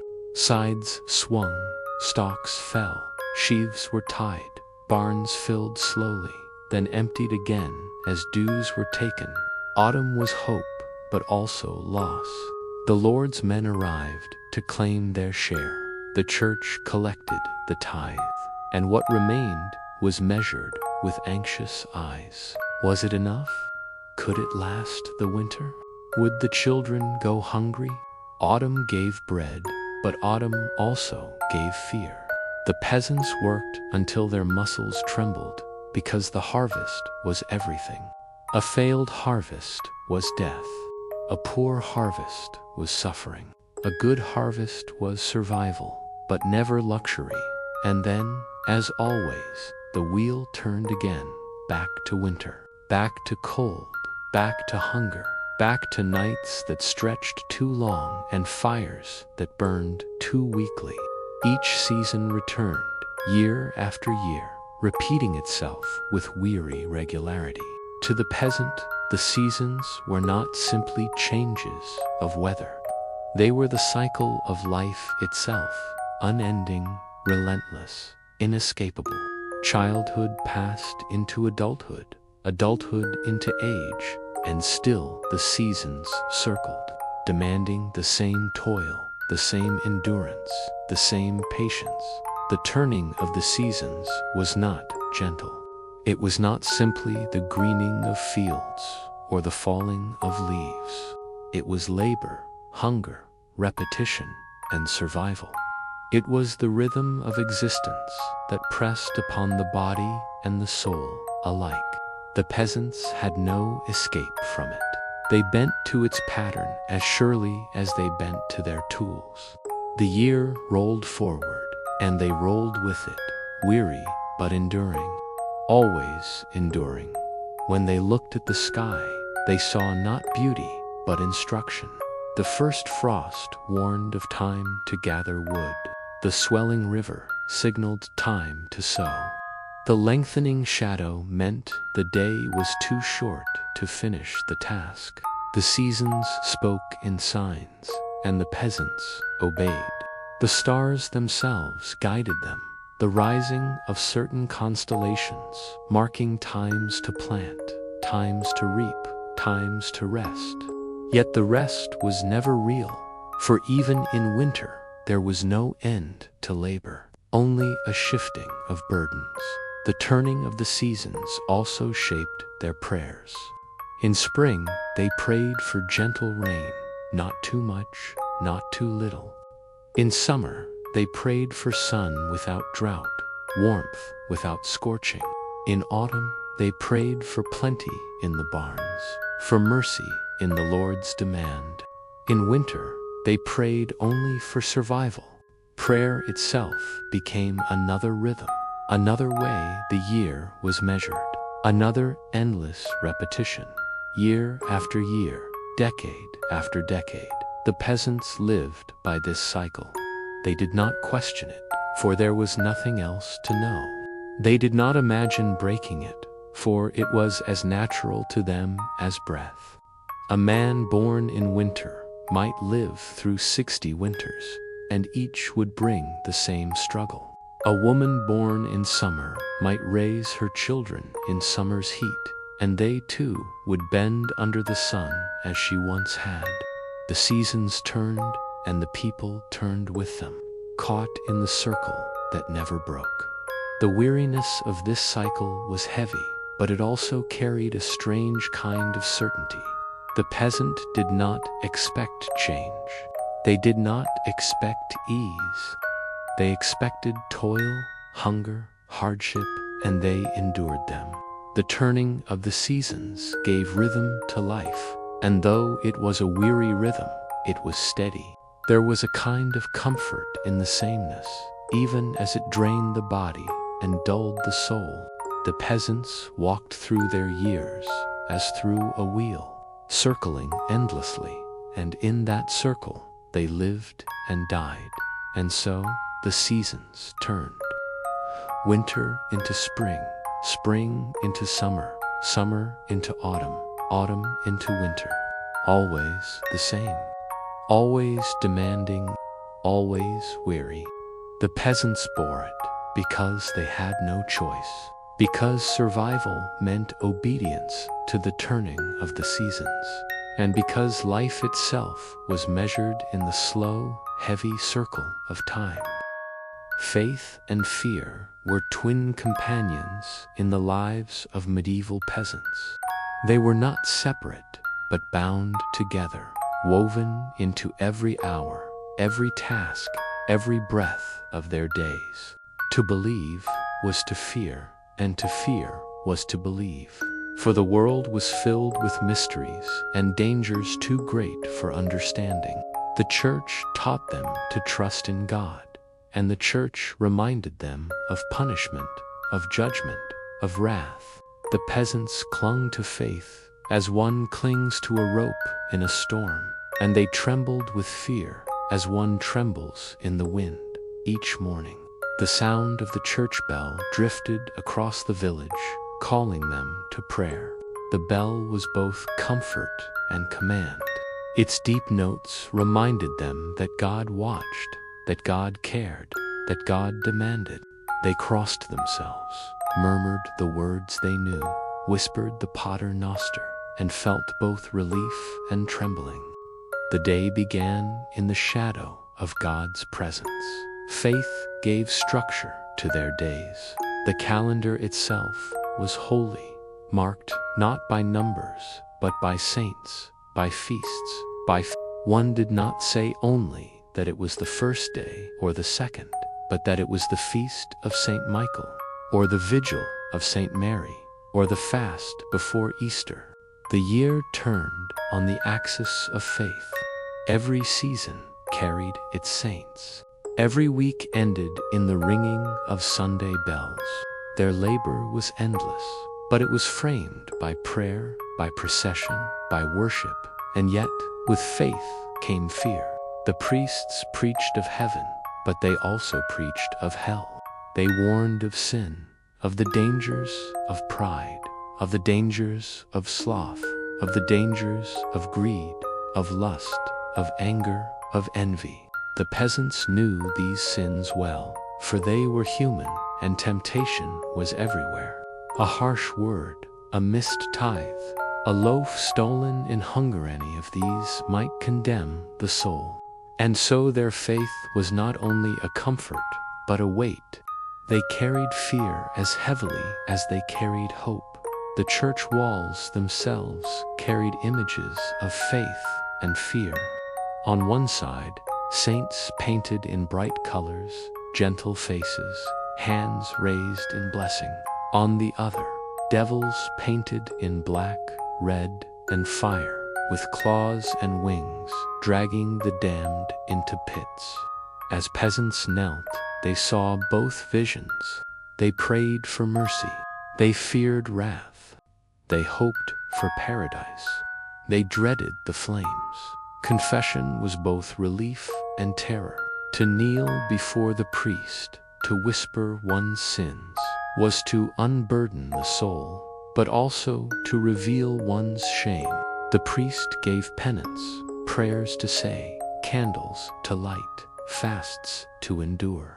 If the penance was done, forgiveness was given. But what if the confession was incomplete? What if one forgot a sin? What if one died before confessing again? The fear lingered, even as the faith comforted. The sacraments bound them: baptism at birth, marriage in youth, confession in life, last rites in death. These were threads of faith, tying their lives to the church, tying their souls to salvation. Yet each sacrament carried with it the warning: without it, there was no hope. A child unbaptized was lost. A soul unshriven was condemned. Faith was a ladder to heaven, but the fall was always near. Fear also grew from the world itself. Storms came, lightning struck, floods ruined crops, disease spread in silence. The peasants did not understand the causes. They understood them as signs, as punishments, as warnings from God. When hail destroyed the barley, they asked what sin had caused it. When fever struck a child, they asked who had angered heaven. Fear filled the air with every disaster, and faith was the only explanation, the only shield. Superstition mixed with faith. Charms were worn, prayers were whispered, holy water was sprinkled on doorways. A peasant might mutter a psalm before sowing seed, might hang a sprig of herbs blessed by a priest, might mark a cross on the lintel to ward off evil. Faith stretched beyond the church walls, into the huts, into the fields, into the very soil. And fear stretched with it, the fear of curses, the fear of witches, the fear of unseen forces waiting in the dark. The cycle of life reinforced these bonds of faith and fear. At birth, the baby was rushed to baptism, lest it die unwashed of original sin. At death, the body was blessed quickly, lest the soul wander in torment. Between every sickness brought prayers to saints. Every recovery brought offerings of thanks. Every danger was met with a candle lit before an altar.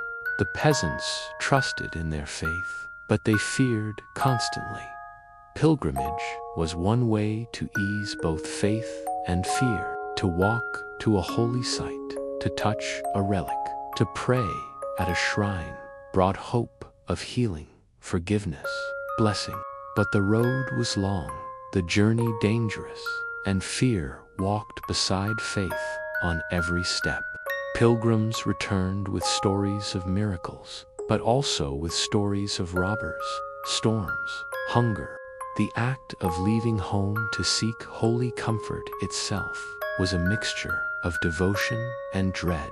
Above all, death was the great union of faith and fear. The peasants saw death often in famine, in plague, in winter cold. They knew it waited for all. They feared the moment of judgment, the opening of the book of their deeds, the weighing of their souls. But they also hoped in heaven, in paradise, in eternal rest.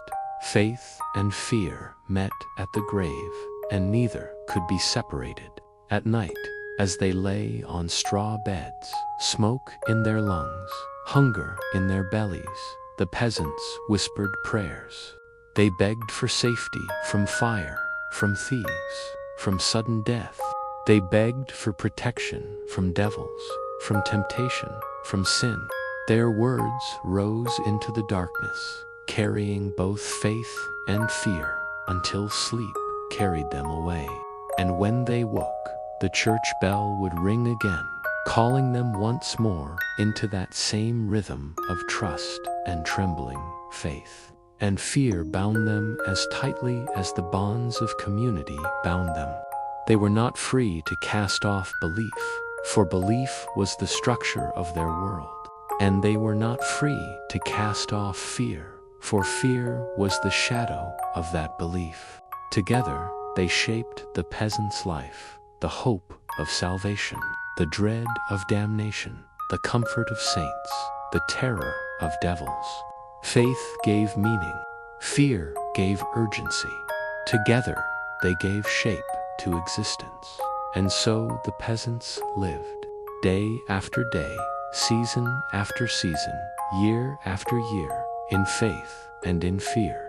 They bent their knees, they bowed their heads, they whispered their prayers, they trembled at sermons, they clung to sacraments, they watched the church bell swing.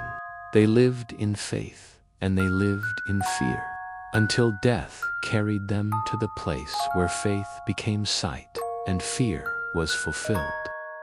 Faith was the center of the peasant's life, but so too was fear. The medieval villager lived between these two great poles, one offering comfort, the other pressing upon them like a shadow. To live as a peasant was to live within faith, to measure time by holy days, to hear bells as often as the crow of roosters, to pray before labor, to pray after, to pray in hunger, to pray in sickness. But to live as a peasant was also to live in fear, fear of the Lord, fear of the cold, fear of hunger, fear of demons, fear of the devil himself. Faith and fear did not oppose each other. They interwove, they tangled together, they wrapped themselves around the mind and spirit of the medieval poor. The peasants did not separate the sacred from the ordinary. Every action, every step, every breath was touched by faith and by fear.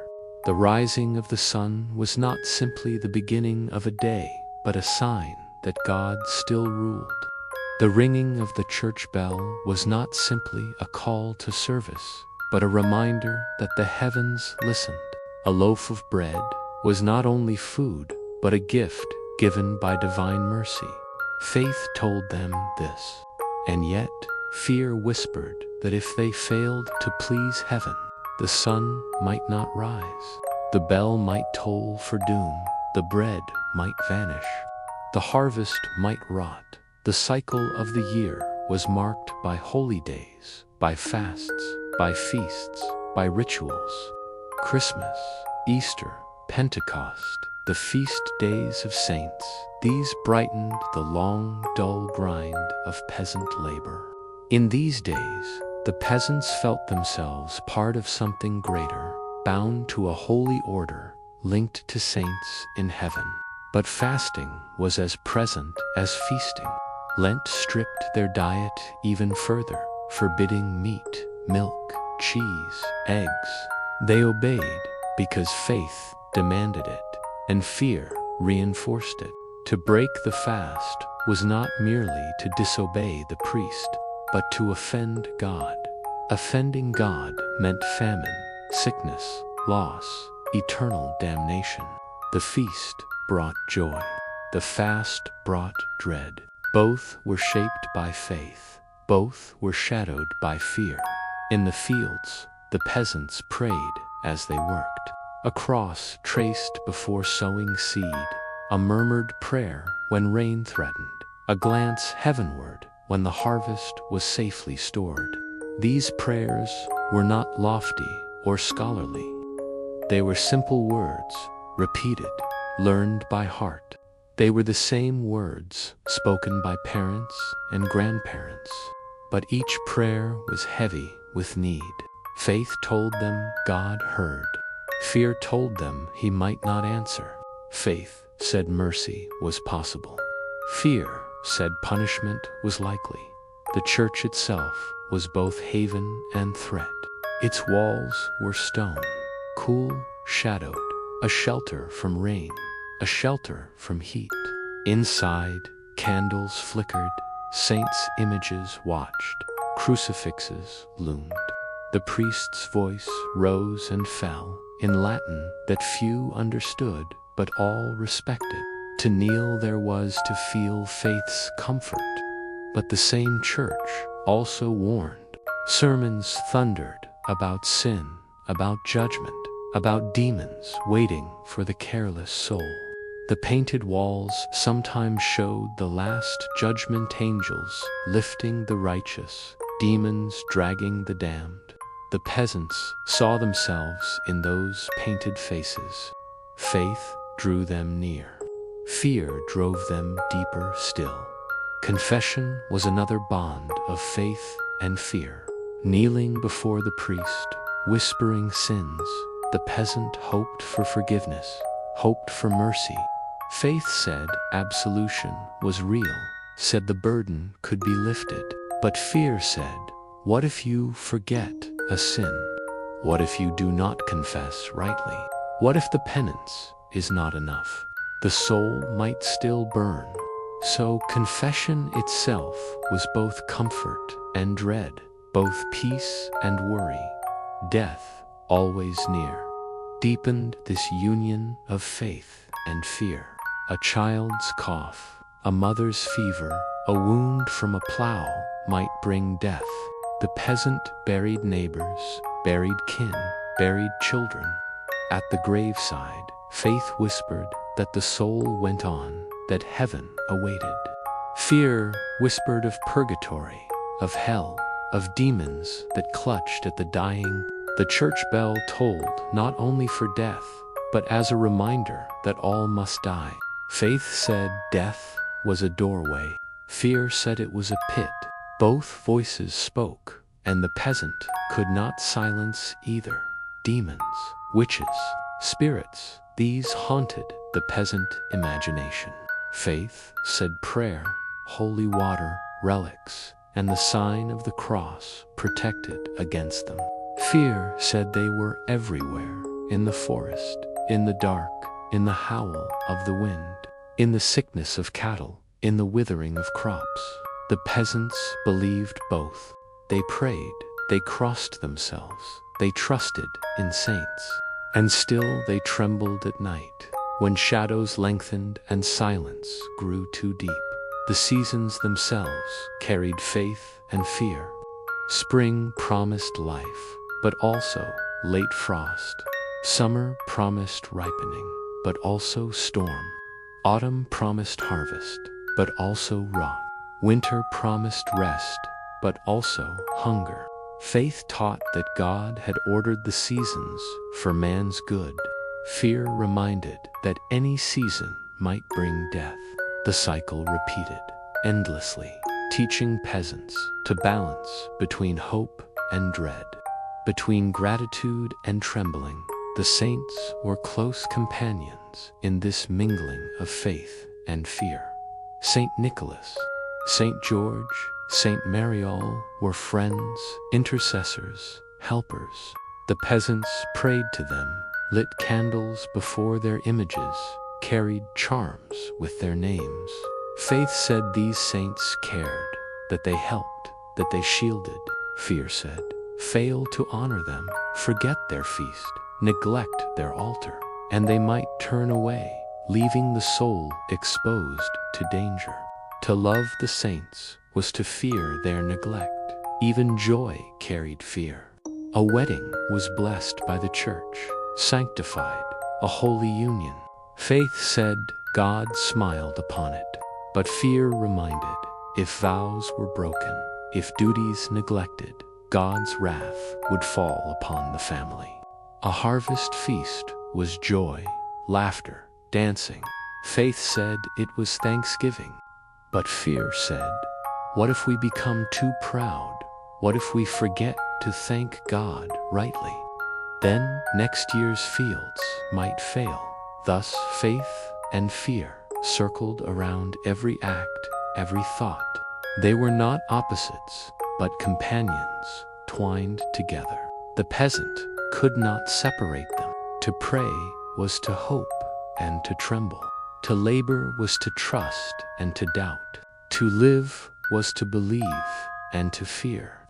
This was the peasant's world. Faith that gave comfort, fear that gave caution. Together they bound the soul, kept it upright, kept it humble, kept it moving through the endless weight of days. The bonds of faith and fear endured as long as the village endured. They were passed from parent to child, taught at the hearth, taught in the field, taught in the church. Faith gave light in darkness. Fear gave warning in temptation. Faith promised heaven. Fear threatened hell. And so the peasants lived, caught between them, guided by both, surviving by both, sleeping at night with prayers on their lips and dread in their hearts. Endurance was the peasants' true labor, the work beneath all other work, the hidden strength that carried them through hunger, through cold, through oppression, through fear. It was not a glorious endurance, not sung by bards or recorded in chronicles, but it was steady, quiet, and unbroken. It was the endurance of rising each morning, though one longed to stay in bed. It was the endurance of sowing seed, though hunger gnawed the belly. It was the endurance of bending, again and again, to cut, to carry, to bind, though the body groaned with weariness. It was the endurance of living, though life was heavy. The peasant's endurance began in childhood. From the first steps, the child was given tasks, fetching water, carrying kindling, watching geese, picking weeds. The child learned to endure the weight of small duties, just as the parent endured greater ones. Hunger was endured early, cold was endured early, fatigue was endured early. By the time a peasant grew into adulthood, endurance was not something chosen, but something lived, something woven into muscle and bone, something natural as breath. To endure was to exist. The endurance was tested in winter, when nights stretched endlessly, when food thinned, when frost crept into every corner. But the peasants endured. They wore patched garments. They huddled by smoking fires. They shared scraps of bread. They endured the cough of children, the groans of elders, the ache of empty stomachs. They endured with silence, with patience, with small murmurs of prayer. They endured because there was no other choice, because endurance itself was survival. In summer, endurance was tested in another way. The long hours of daylight stretched labor beyond measure. The sun beat upon bent backs, sweat ran, muscles ached. Yet the scythe kept swinging, the hoe kept striking, the sickle kept cutting. The peasants endured the heat, the thirst, the endless monotony of tasks. They endured blisters, endured sore shoulders, endured calloused hands. They endured because the harvest would not wait, and to falter meant hunger in winter. Endurance was tested in relationships too. Husbands and wives endured one another, joined not by romance, but by necessity, by shared burdens, by shared children, by shared hunger. Families endured quarrels, endured grief, endured weariness. Neighbors endured disputes over land, over tools, over animals. The village endured itself, bound together by need, unable to scatter, unable to sever bonds. Endurance was the glue of community as much as labor was its muscle. Endurance was also tested in spirit. Faith gave strength, but it also demanded patience. To pray without immediate answer was to endure. To confess sins again and again was to endure. To kneel on hard church floors, to fast when already hungry, to listen to long sermons was to endure. The peasant endured not only the weight of the body, but the weight of the soul, the weight of waiting upon heaven, the weight of fearing hell. Endurance stretched into eternity. And what of legacy? For kings, legacy was castles, wars, charters. For lords, legacy was estates, heraldry, carved tombs. For peasants, legacy was simpler, quieter, but no less real. It was a field tilled, a hut repaired. It was the memory carried in sons and daughters, in grandchildren who spoke the same prayers, who sowed the same soil. The peasant's legacy was continuity, the unbroken line of life itself. Legacy was the passing down of tools, worn but usable. A wooden plow, patched and repatched, became a son's plow. A sickle, dull and sharpened again, became a grandson's sickle. A cooking pot, blackened by decades of smoke, became a daughter's pot. These humble objects carried legacy, carried memory, carried endurance into another generation. Legacy was the passing down of knowledge. A mother taught her daughter how to spin, how to bake bread, how to gather herbs. A father taught his son how to guide oxen, how to mend a fence, how to swing a scythe. These lessons were legacy, silent, unwritten, but vital. Without them, the next generation could not endure. With them, endurance continued. Legacy was also the passing down of stories.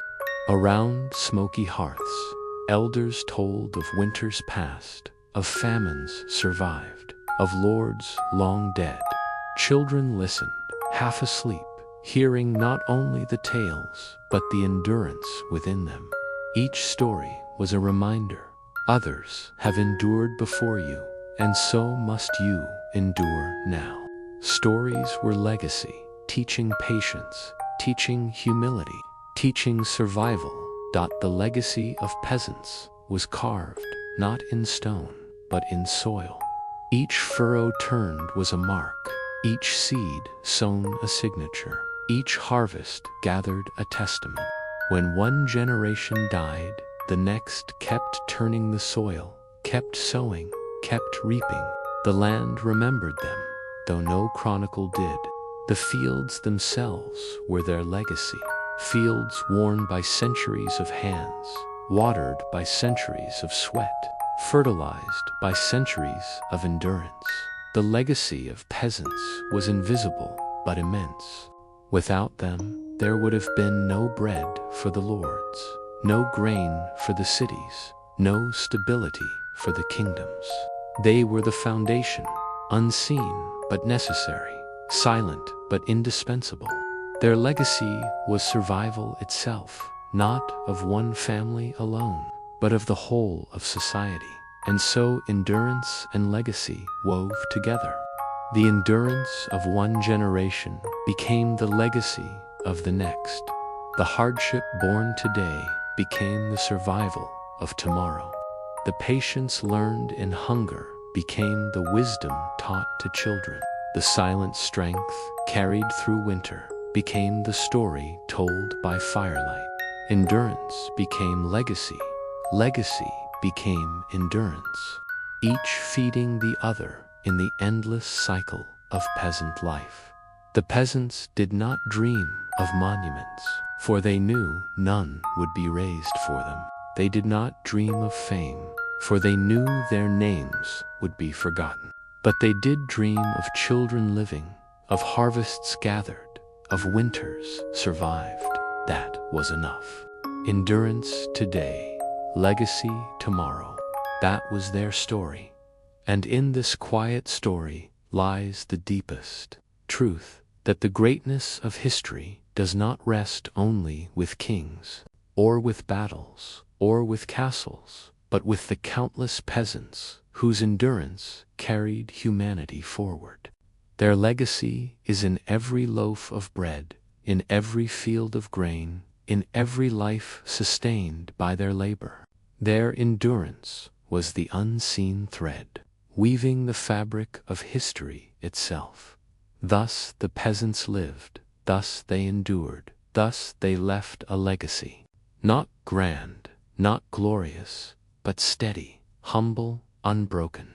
Their bodies wore out, their souls trembled, their lives passed, but endurance remained. Legacy remained. Life remained.